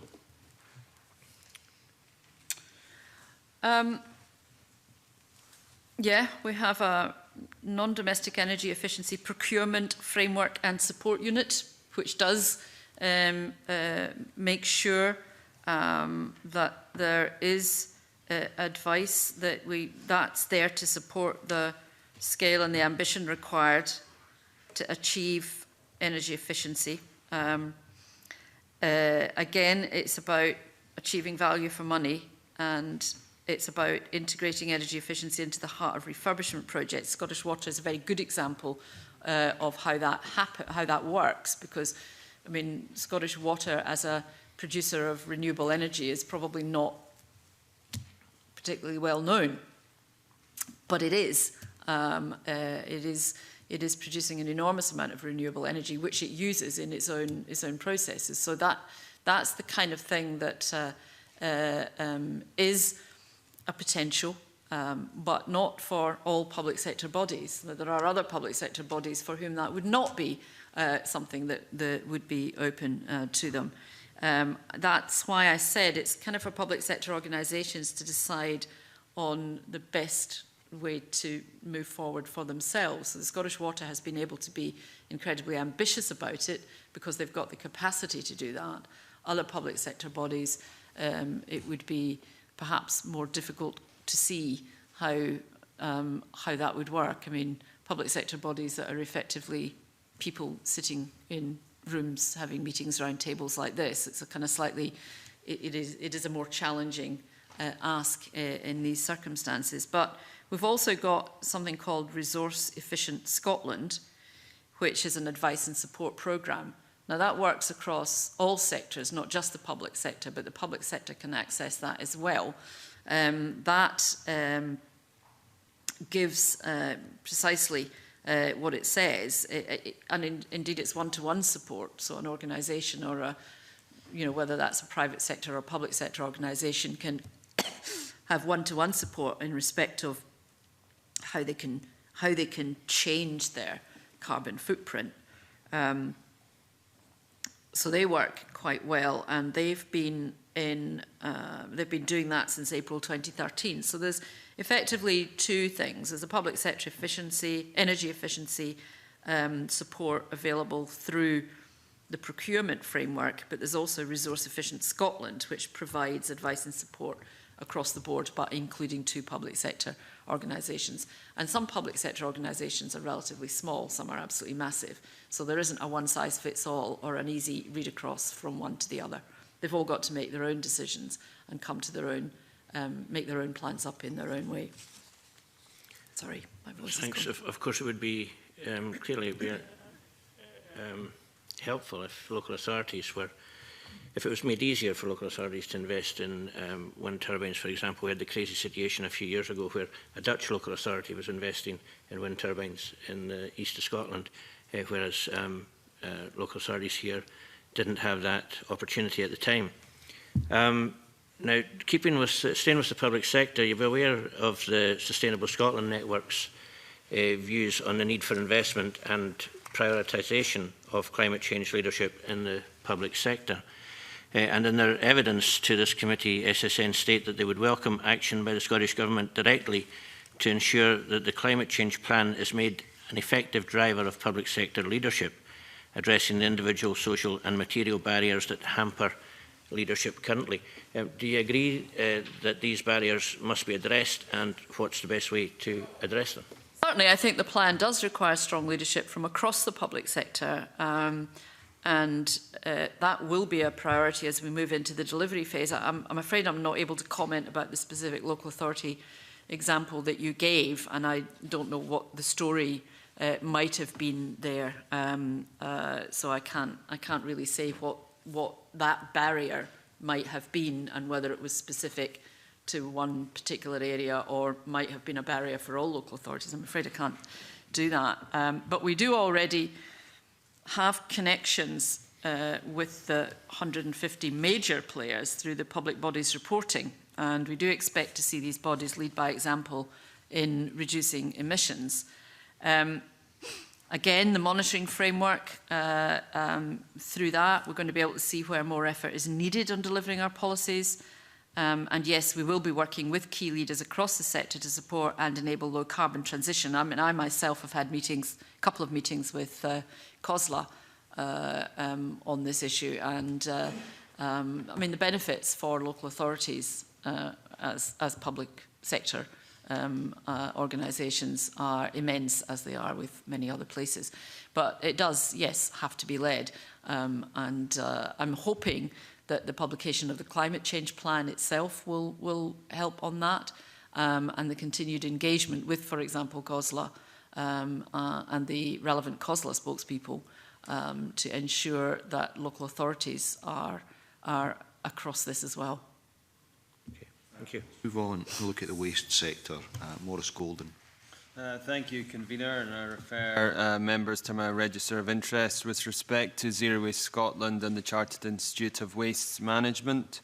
Cabinet Secretary and Scottish Government officials, I'd like to cover food waste, recycling more generally, and then finally looking at regulatory tools.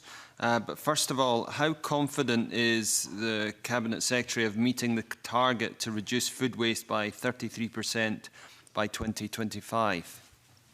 Well, we wouldn't have moved to put that target in place if we weren't confident of achieving it. I think I'm right in saying this is the only country in Europe that has actually set such a target.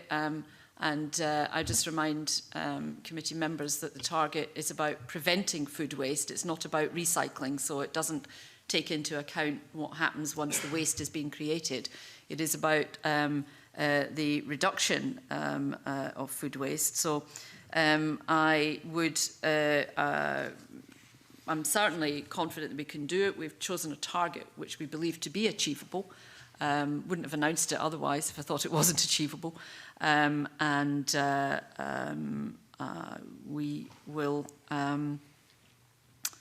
We will see how things move forward. Now, that is an area where obviously behaviour change is important too. I rather hope that by appealing to people's economic well-being at individual level, the reduction in food waste can be brought about. It is, of course, a great deal cheaper in your weekly food bill if you're not buying stuff to throw away, which most of us are probably guilty of at some point or another. So there is some work will need to be done in respect of that. But there's already things that we do, the member referred to his previous history with Zero Waste Scotland. So he will know that there are, consumer programmes out there which help a lot. The Love Food, Hate Waste, etc., which will help this. I'm always of the view that, perhaps one of the biggest switch-on keys, though, is the saving money side of things. And there's no doubt about it. Reducing food waste at the outset involves saving money. Mm-hmm. Thank you for that response, Cabinet Secretary. Just looking at some of the numbers around this, obviously, on the baseline of 2013, there's 1.35 million tonnes of post-farm gate food and drink waste in Scotland. Of that, 600,000 comes from households, 740,000 from commercial and industrial. And we learnt on February the 7th that there's been an 8% reduction in that household waste, which is something to be welcomed in front of the committee. Now, in terms of looking at the timeline to 2025, obviously between 2013 and this year, that's a third of the time, and we perhaps have made 4% of the reductions. You might expect that to be slightly higher. I recognise work that's ongoing, but on that trajectory, I can't see how the 33% reduction is going to be achieved. So I'm wondering if the Scottish Government's looking at additional measures or change beyond behaviour change at a household level, or indeed any technological change, as has been highlighted in other sectors, in order to actually achieve that 33% reduction? Well, I think on food waste prevention at the moment, we are trying to take a stakeholder-led approach to identify actions to deliver the target. We've set the target, and it's a stretching target. We've said that from the outset, but we are currently already working with stakeholders, cross-sectoral working with stakeholders to try and deal with the issue across the supply chain. The member is right. This isn't always just about household. This is also about the food all the way along the supply chain. Prevention of food waste isn't just about what people might throw out into their bins. So, we've got to look at various sectors of industry too, to be thinking about that. But we've got some of these cross-sectoral workshops ongoing. Once we've concluded those, the next step will be a formal consultation on this. And that will be later this year. And that will be a consultation on a set of actions to meet the target. So we are working on that, which could include legislative measures for inclusion in the Good Food Nation bill. So there may be legislative actions coming there. We're also committed to consulting on whether the target should be aspirational or statutory. That's a discussion to have. So it's fair to say that this is the year in which some of the things that you would be looking for will be getting developed. And because we're in the early process of that, I can't say what some of those regulatory actions might be. I just need to remind people, though, that what we've done is, at the moment, is exclude the issue of behind the farm gate, because we don't have a proper baseline for that. So we've excluded that from the figure.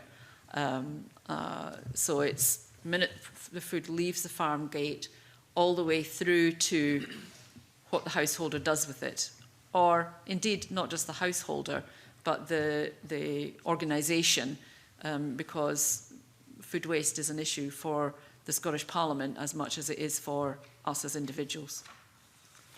Yes, you've whet my appetite as to what might be coming up, Cabinet Secretary. I've just given a wee prod to your inner geek, yes, Mr. Golden. Thank you. Is the Cabinet Secretary confident that the work underway to prepare for a landfill ban in 2021 will avoid a sudden switch of biodegradable waste from landfill to energy from waste?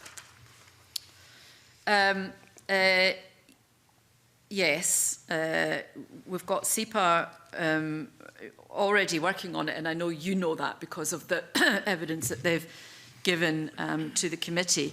We're making sure through SEPA and Zero Waste Scotland that businesses are advised and supported as to how they can comply with the regulations. Our priority, it's an absolute priority, is to keep biodegradable waste out of landfills so that it doesn't produce harmful methane emissions. And the separate collection, which the waste regulations now stipulate in terms of councils, mean they cannot incinerate food waste that has been collected separately. So it is obviously for councils and business to ensure that they do abide by their statutory duties. But yes, I believe that we are on track to ensuring that there isn't that sudden switch that that we would all be concerned about if that was what would happen. We were informed last week that only 62% of businesses inspected by SEPA were fully compliant with the Waste Scotland regulations with respect to food waste. What work is underway to maximise business compliance in this area? Well, that is very much a job for SEPA now. If they've identified businesses that are not compliant, I would expect SEPA to be drawing up a plan of action which would ensure that those businesses are made compliant. These are regulations which they have to abide by. They're not optional, so it really just is a question now of enforcement. But I suppose to a certain extent some of it's about some businesses being aware and conscious that these regulations are in force, and I would guess that it may very well be that there are some particularly small businesses who don't realise that their practices are not compliant. But that is SEPA's job, and I would confidently expect SEPA to do the job for which it is created, which is to continue to monitor and regulate where necessary. And if they've identified that number of businesses, then SEPA will be going back to that, and I would expect them to be having conversations with Zero Waste Scotland as well about how best to tackle that. Thank you. Given the current rural exemption for separate food waste collections currently under review by the Scottish Government, what solutions is the Scottish Government looking at in these areas, and how will rural and island local authorities be ready for the January the 1st, 2021 landfill ban? Well, that is really a matter for the local authorities in question. Relooking at the exemptions that we did grant in the first place is simply because those exemptions were capturing quite large urban areas that happen to be within the wider area. But local authorities will need to think about what is a reasonable solution for the area within which they operate. I'm not sure it would be the right thing for us to start mandating solutions. I mean, perhaps the member might think that is what we should be doing, but as the member knows perfectly well, there's a healthy discussion about the difference between the powers that government has and the powers that local authorities have. So at the moment, what we would be anticipating is that local authorities would come back and show us that there are solutions that they can achieve. And as making things last, as the household charter works as well, that will be part and parcel of what they have to do to transition into the new regime, which brings them into a kind of compliance across the whole of Scotland, which again is currently voluntary. And so far the take-up has been good.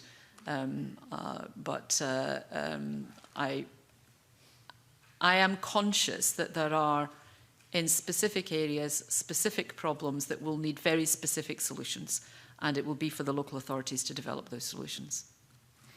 Okay. Thinking more generally, given the plateauing of household recycling rates, how confident is the Cabinet Secretary that these will rise in line with the 70% goal by 2025? Well, I guess the first thing that needs to be said is that 70% goal is for all waste, not just household waste. So that brings in commercial and industrial waste as well. That 70% goal is for waste right across all sectors. On household waste, well, I've already referenced the Household Recycling Charter and the single collecting system for Scotland, which I think will set us on a good path to improve further. It will make it a lot simpler and straightforward for households. It will also cut out the confusion when people move from one area to another and there's a completely different system in place. That will gradually ease itself out of the process. In the past, we've had to work with 32 different systems. This now opens up the opportunity to streamline that and make it much easier for people to actually do the recycling. On commercial waste, we've identified construction as a priority because construction accounts for 50% of all waste in Scotland.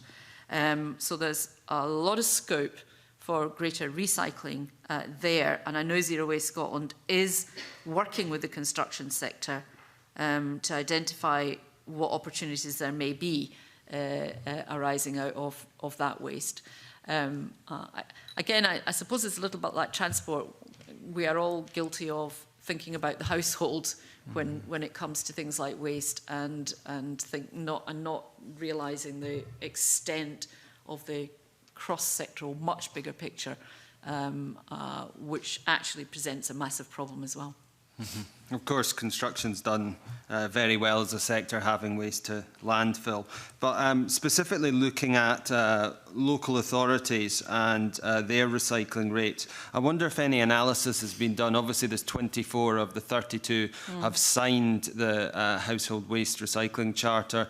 Is there any analysis done on when compliance with that charter will be met among those 24? And also, I appreciate perhaps not a direct answer will be forthcoming at the moment, but also is there restrictions from those local authorities who have not signed in terms of them signing it, e.g. are they likely to sign any point soon? Well, I mean, at the moment our intention is to allow it to proceed on this voluntary basis. The member is right to identify that there's a transition phase necessary, so that at the moment local authorities who signed up first will probably be a bit further down the line of transition. This was never going to be a wave a magic wand and achieve it all overnight. In terms of an analysis of where they all are, I don't have one to hand. I'll make sure that if we have one ongoing, the problem is that at any point, if there are new local authorities signing up, then the situation is changing. There is a point, I think, at which we would want to stop and take stock. At the moment, we are not,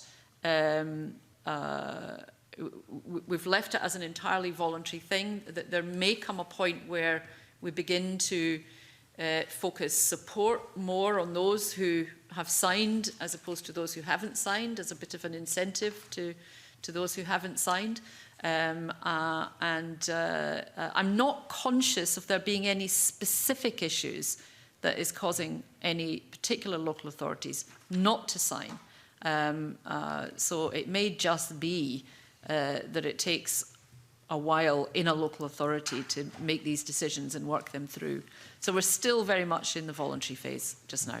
I think as part of that analysis, it would be very useful to look at where local authorities have either made or are about to make contractual obligations that might either put at risk recycling targets in the future because of, for example, contractual targets to energy from waste facilities that are sometimes by some local authorities signed for 10, 20 or more years, which is a major issue for the whole of Scotland going forward.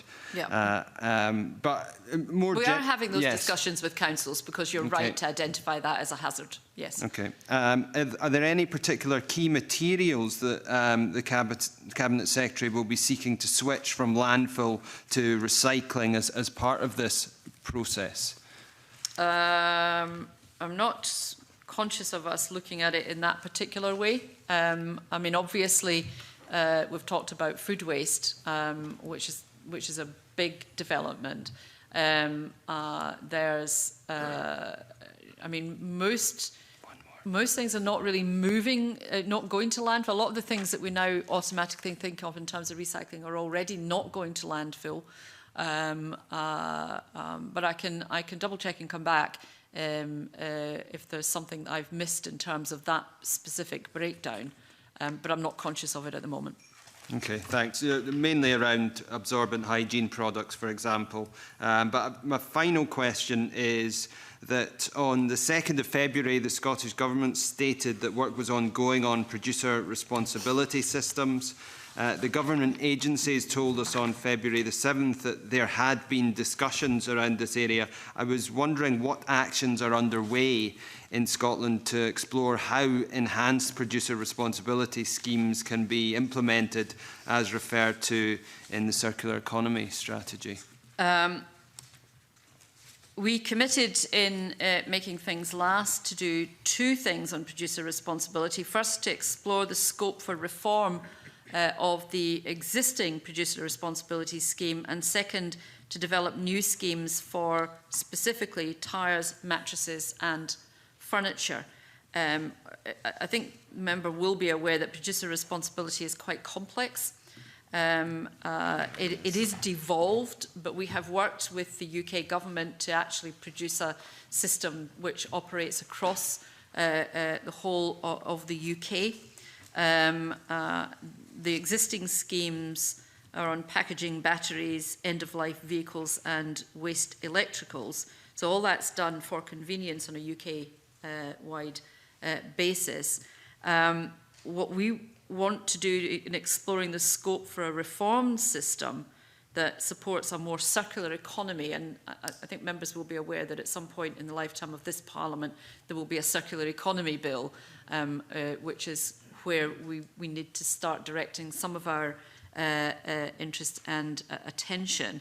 So we do want to try and drive consumer choice towards products that are already suitable for reuse, for remanufacture, and more generally built to last, so that we move away from what has generally been seen as a kind of throwaway culture that we've kind of gotten used to.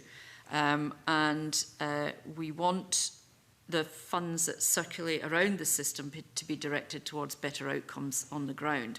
So we're taking forward a collaborative stakeholder-led approach, and we're working very closely with the Community Resources Network Scotland to identify social outcomes that a reformed producer responsibility system could support. For example, the reuse of equipment by social enterprises supporting vulnerable communities. And we're also asking the UK government to work with us on this particular project, and we've already agreed to work with Wales and Northern Ireland on that. So there is going to be a first stakeholder workshop on producer responsibility in the last week of March. So again, that's a very current discussion and a very current set of changes we're hoping to bring in. Thank you. Okay, thank you. Let's look at land use and peatlands. Mark Ruskell. Thank you. If I could start with the question of compulsory soil testing. Now, the committee Cabinet Secretary had a letter from the Cabinet Secretary for Rural Economy and Connectivity in which he states that we cannot significantly reduce emissions from agriculture without the goodwill of the custodians of the land. He then goes on to say there's a significant risk that moving immediately to a regulatory approach achieves the opposite intended effect of alienating farmers. Does that mean then that the compulsory approach to soil testing is off the table for the time being? No, and that's not how I would see it. What we're trying to do is to work out how, as effectively as possible, we can achieve this. I think the letter that you got had indications of what percentages of farmers were already doing this, and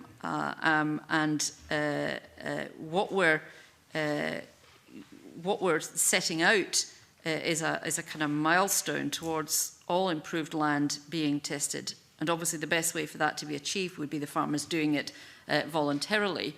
And there's a large proportion of improved land routinely tested, but at the moment our data isn't good enough to know exactly how much. So there is a little bit of work needs to be done in terms of data analysis so that we are building on a good foundation. And the view we're taking at the moment is that it would be premature to go through the difficulty of legislating for and enforcing soil testing before we actually know whether we can get all farmers on the land to test voluntarily. So what we're doing is working over the next few years to try to achieve that ambition. In a sense, it's a little bit like some of the conversations we've had about some of the other things here already. And the letter that you got from Fergus, I think I've got a copy here somewhere, effectively sets out how that is to take place.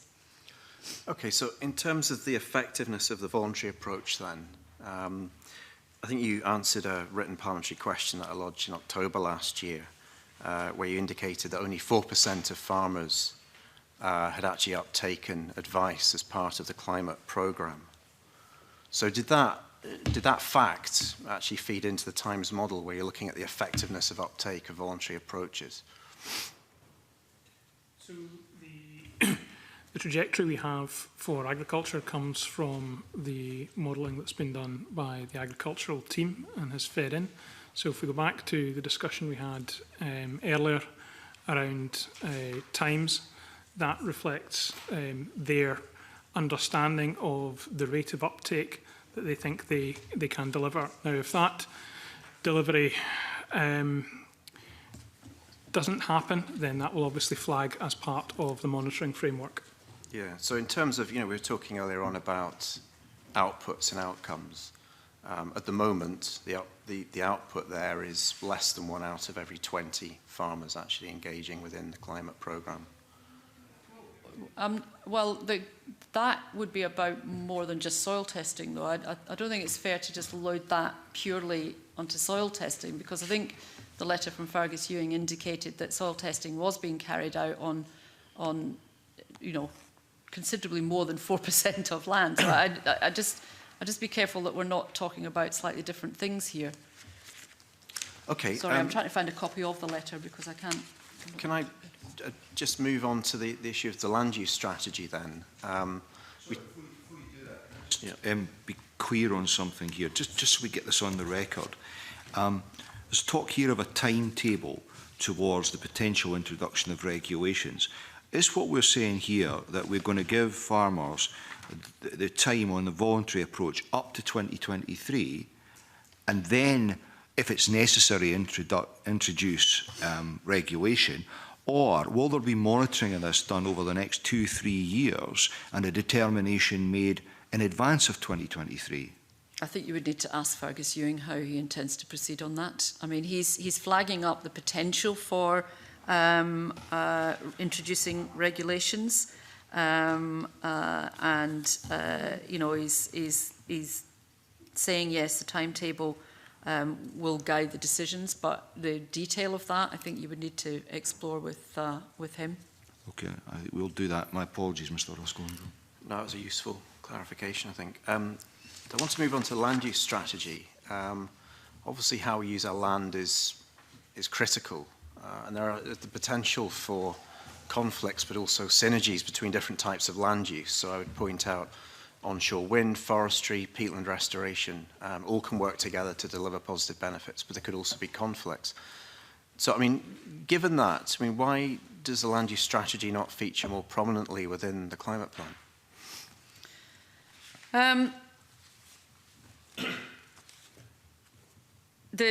The draft plan does already include higher ambition for forestry and peatland, so we've looked at specific policy sectors rather than the land use issue as a whole across the board. I mean, obviously, as we go through the next phase of delivering the climate change plan, we'll be working to ensure that the ambitions for forestry and peatland are actually delivered on the ground. So that's the way we've actually looked at it. The land use change and forestry sector defined for the purpose of the climate change plan is divided into 6 land use types. So some of the land use issues are in agriculture, some of it forestry, some of it peatland, and I'm not sure it would have been, I'm not quite sure how you would have tried to run the land use strategy as a whole through the times modelling that we have. We've effectively lifted from it a certain number of the specific policy sectors and done it that way.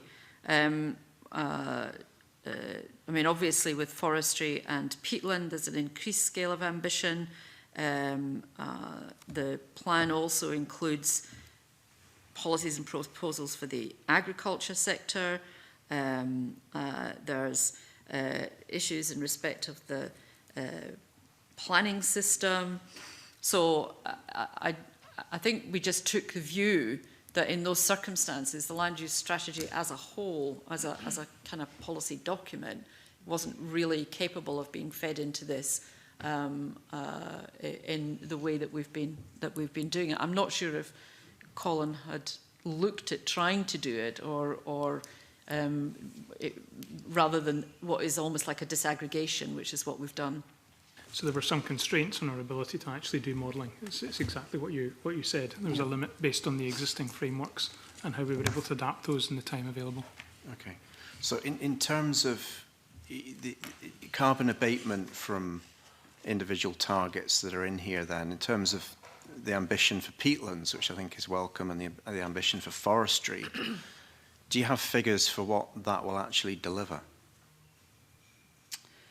Presumably that's not so dependent on decarbonisation of the electricity supply as we talked about earlier in relation to electric vehicles. So perhaps that's an area where you can actually pluck a figure out and say, it's going to deliver this. Okay. Using the peatland example, we have information available from work that's just being peer reviewed at the moment, which the James Hutton Institute has undertaken, which gave us estimates for a variety of type of peatlands as to what the carbon benefits of peatland restoration were, and that was used to feed into the Times model. A similar approach, but I'm not an expert on that side of the house, was taken with the forestry figures provided by Forestry Commission and Forestry Research. Okay, so we have got some figures then, but not for everything. Is that what you're saying? I mean, we could try and do it, although it would be complex. We couldn't do it for absolutely everything. We might be able to do it for forestry and peat, so we'll see if that can be achieved before the end of the scrutiny period, so that it's perhaps reflected in the final plan rather than not. Can we keep you advised of that? Yeah, that'd be good, yeah. And just finally, Convener, we took evidence on the impact of the use of peat in horticulture and the numerous concerns about that from a carbon perspective, but also from a biodiversity perspective. I'm just wondering if the government would consider making an explicit commitment in this plan to eliminating the use of peat in horticulture. Well, I mean, obviously the plan is focusing on restoration activity rather than protection and management as well, although obviously they're really important. We have already highlighted our support to eliminating the use of peat for horticultural purposes. Planning policy is already clear on the importance of protecting our peatlands, so we will consider that particular point as the plan is finalised. There are one or two technical issues that leave aside kind of the issues of the fact that these products are created on a UK-wide basis and sold on a UK-wide basis. Leave aside that. There's also there are a number of historical horticultural extraction consents already in existence. And while getting new consents would probably be quite difficult now, the fact is that these ones that already exist effectively would probably have to be bought out if you were going to move to the kind of approach that you're talking about. So we can look at some of the practicalities around it and see if it's something that we could do. I'm just a little wary, given that this is effectively a UK market we're talking about, and people are able to buy from wherever, whatever. So not quite so easy to clamp down on, although it's a very lively debate. Angus MacDonald's got a point on this. Just following up on that, there's been suggestions from NGOs in the past that there's an opportunity to tax or levy the retail sale of horticultural peat. And I was just wondering if that was something the Scottish Government would be prepared to consider, either in the climate change bill or earlier. I don't think we have the power to do that. Okay. Claudia Beamish. Thank you, Convener. Just two brief questions in this section. One is about whether you see there's any extent to which Scottish Water can take a proactive role in supporting peatland restoration in water catchments. That's the first question. And also going back to the area of woodland planting and those goals, whether the issue of concern which has come up a lot with the Committee of Deer Management has been factored into the climate change issues because of the concerns about the effect they have on woodland. In respect of Scottish Water, they are already... sorry, and peatland restoration as my Convener has reminded me. Sorry, what? Of deer management on peatland restoration, Peatland restoration, projects. right. Well, I was just going to go first to the question of Scottish Water. They're already active partners in the National Peatland Group, and they've been involved in a number of restoration projects where opportunities are identified that are compatible with the Scottish Water regulatory framework. I'm certain there will be willingness to engage in further activity, and I would certainly support that if that's what they chose to do. Deer management and peatland, I'm not sure. I'm just trying to think what. So you were asking about whether or not the impact of what is effectively deer on peatland. Yes, on peatland. And I was actually asking about woodland as well. Yeah, okay. In relation specifically to climate change issues. Right, okay. I need to get back to the member on that. I don't think I've kind of got an easy, ready answer at the moment on that. Well, it sounds like one of my officials might have an easy and ready answer. I don't know about easy, but I think it would be very difficult to model the impact of deer on restoration because we're very specific to sites and things such as that. But as we deliver the Peatland Action Scheme, we would be putting in place advice and requirements on actually how that was done to make sure that restoration was delivered, and where things such as deer could actually impact on the quality of the restoration delivered to actually minimise that. The question I think here is that if you take next year, there's £10 million of public money earmarked for peatland restoration, but we could face a double whammy of having spent that money to restore the peatland, then we have to fence in the restored peatland to protect it from the ravages of deer. I think that's the thrust of where we're coming from here. That's certainly an issue I'll take forward with SNH about the delivery of the scheme. Right, thank you. Right, okay. I think we're in the home straight now. Claudia Beamish. Thank you, Convener. And if I could ask you, Cabinet Secretary, about blue carbon. There's been quite a lot of comment through our evidence sessions about the stark fact that blue carbon was in RPP2 as an aspirational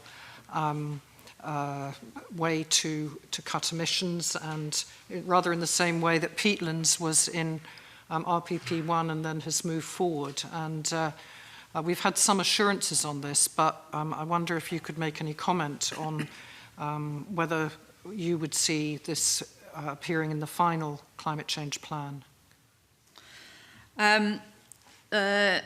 Yeah, I appreciate that it is disappointing that the draft plan doesn't contain hard policies and proposals on blue carbon, but we've run into a difficulty, which is a difficulty of trying to ensure that we have the right science here.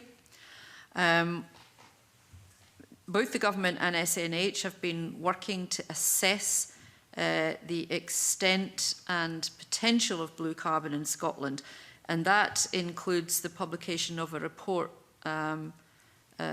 just after I made my statement to Parliament, so that there is work that is currently ongoing.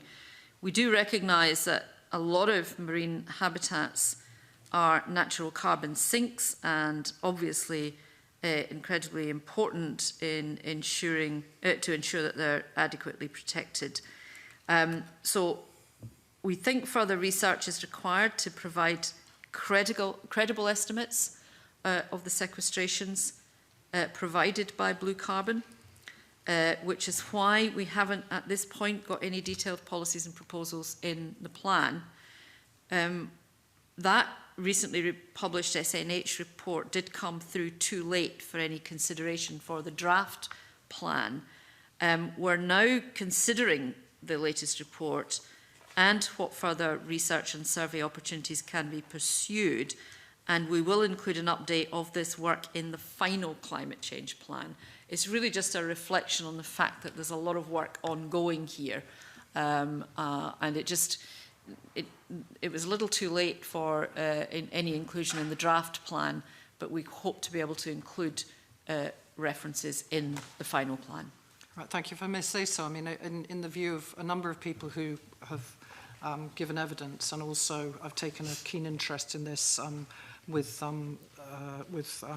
the Minister, Paul Wheelhouse, in the previous session, and I do really reinforce the fact that, well, not the fact, but my view that if it's not clarified that there is a need for research into this in the future within the plan, and if that isn't highlighted, that we will not get to where we got to with peatlands, which is very laudable. You know, I think it's just been a timing issue in terms of what work has been getting done quite proactively, and just, you know, I'm quite sure if I'd come and said I'd quite like to delay the draft plan by another fortnight so that we can do this, there would have been an uproar about that. So it really just, the timing was just unfortunate. I'm not concerned about the draft. You've reassured. Yeah, that it will be in the plan. We'll have references to blue carbon in the plan. Okay, thank you. So can we just wind this up by looking at the process from here until the conclusion of the plan? What work goes on over the next period to finalise the draft plan? How will that involve engagement, if at all, with stakeholders, key interest groups, and also the Committee on Climate Change? Well, as you're already aware, there's a considerable amount of climate change activity planned over the remainder of the whole year, in fact. That includes a consultation on the new climate change bill, as well as more routine business arising from our obligations under the 2009 Act, and that will include the 2015 greenhouse gas stats in June, I think the publication date is, my annual report on progress to Parliament, as well as updating the carbon accounting regulations. So I need to think very carefully about the best time to finalise the climate change plan, to ensure that we take on board the views from the whole of the parliamentary scrutiny process, which involves a number of committees, obviously, and further and deeper engagement with key stakeholders, and I've obviously referred to that happening in a number of different areas this morning. Particularly as we move into the delivery phase of the plan. It's my intention to come back to Parliament with an update on the timing of the final version of the plan before the summer recess. Now, I recognise that the scrutiny period of the draft plan has been very tight, and that there are questions around that and that particular bit of the process. I think that's an issue that we need to perhaps park for the climate change bill itself, because we'll need to look whether or not this kind of timetabling of the scrutiny process has actually been as effective as it might have been. So that's what I intend to do. There is a lot of work that's ongoing. I've indicated that will feed into the final plan.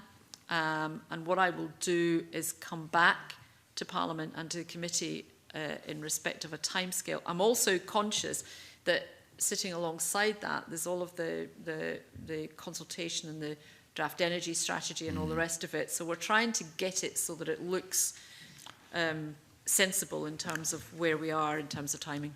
Okay, because obviously this committee will take an interest in the final plan, and I suspect other committees may want to do likewise. One final supplementary from Claudia Beamish. Thank you, I appreciate that, Convener. It was just in relation to what you've already highlighted, but just to seek clarification in relation to the climate change bill. If and when, optimistically, that becomes an act, will there be the opportunity to revisit the climate change plan in order to, if there are different targets or different issues that come from that act? Well, I think that would be absolutely mandated. I mean, this climate change plan comes out of the 2009 Act. So the new legislation will drive its own set of forward plans. And I've kind of said, not formally, so I don't want to be tied to this, but I have kind of anticipated that probably about 2019, if my officials haven't all resigned by that point, probably by about 2019, we would be beginning to look at another plan. So, you know, I mean, the new legislation will potentially have to trigger its own plans, and because the new targets that are set down in the new legislation will be new drivers for us in terms of how we make our decisions going forward. It's kind of why I said the issues about the scrutiny and the way we've had to do this plan, because this is what was laid down in 2009 Act. There might be some reflections for the new legislation as to whether or not that process is the best way to do it. Committee may feel that there might be better timescales, better ways of managing it. I'm conscious that there hasn't been time to talk about alignment with the budget, which has all of its own issues in terms of timescales and all the rest of it. How constrained do we want the scrutiny process, or do we try to open it out and make it a longer, wider, more open scrutiny? All of those things, I think, are reasonable and legitimate questions to be looked at in terms of the new climate change legislation, because that will move us away from the constraints that we're in with the 2009 legislation. But would there be the opportunity to revise this climate change plan if the implications of the Climate Change Act demand that, or would one have to wait for the next plan, is what I'm trying to tease out? I'm trying to work out, you know, a timescale for the new climate change legislation. The new climate change legislation is effectively resetting 2020 targets, so we would have to go back and look at this plan as well as work out what a new plan would start to look like. And there is a danger of overloading everybody. We need to try and manage this whole process. Thank you. Okay, thank you. Cabinet Secretary, thank you for your time today, and indeed the time of your officials. And can I just say that that we appreciate as a committee the responsiveness of your officials to some of the requests for further information. The daily requests for further information. That's the role of parliamentary committees, but especially in a constrained 60-day period. But your officials have been incredibly cooperative in keeping with the spirit of getting appropriate scrutiny within this constrained time frame. So I just wanted to place that on the record. So thank you very much. And we move swiftly on to the second item on our agenda, which is consideration of the legislative consent memorandum for the Farriers Registration Bill UK Parliament legislation. I refer members to the papers and I invite any comments. No comments? So we're content. Can I ask if the members are happy to delegate the signing off of the report to the convener? Yep. You indicated yes, that's fine, thanks very much. At its next meeting on the 28th of February, the committee will consider its draft report on the Scottish Government's draft climate change plan, RPP3. This meeting will be in private. As agreed at a previous meeting, we will now move into private session, and I ask that the gallery be cleared as the public part of the meeting is now closed.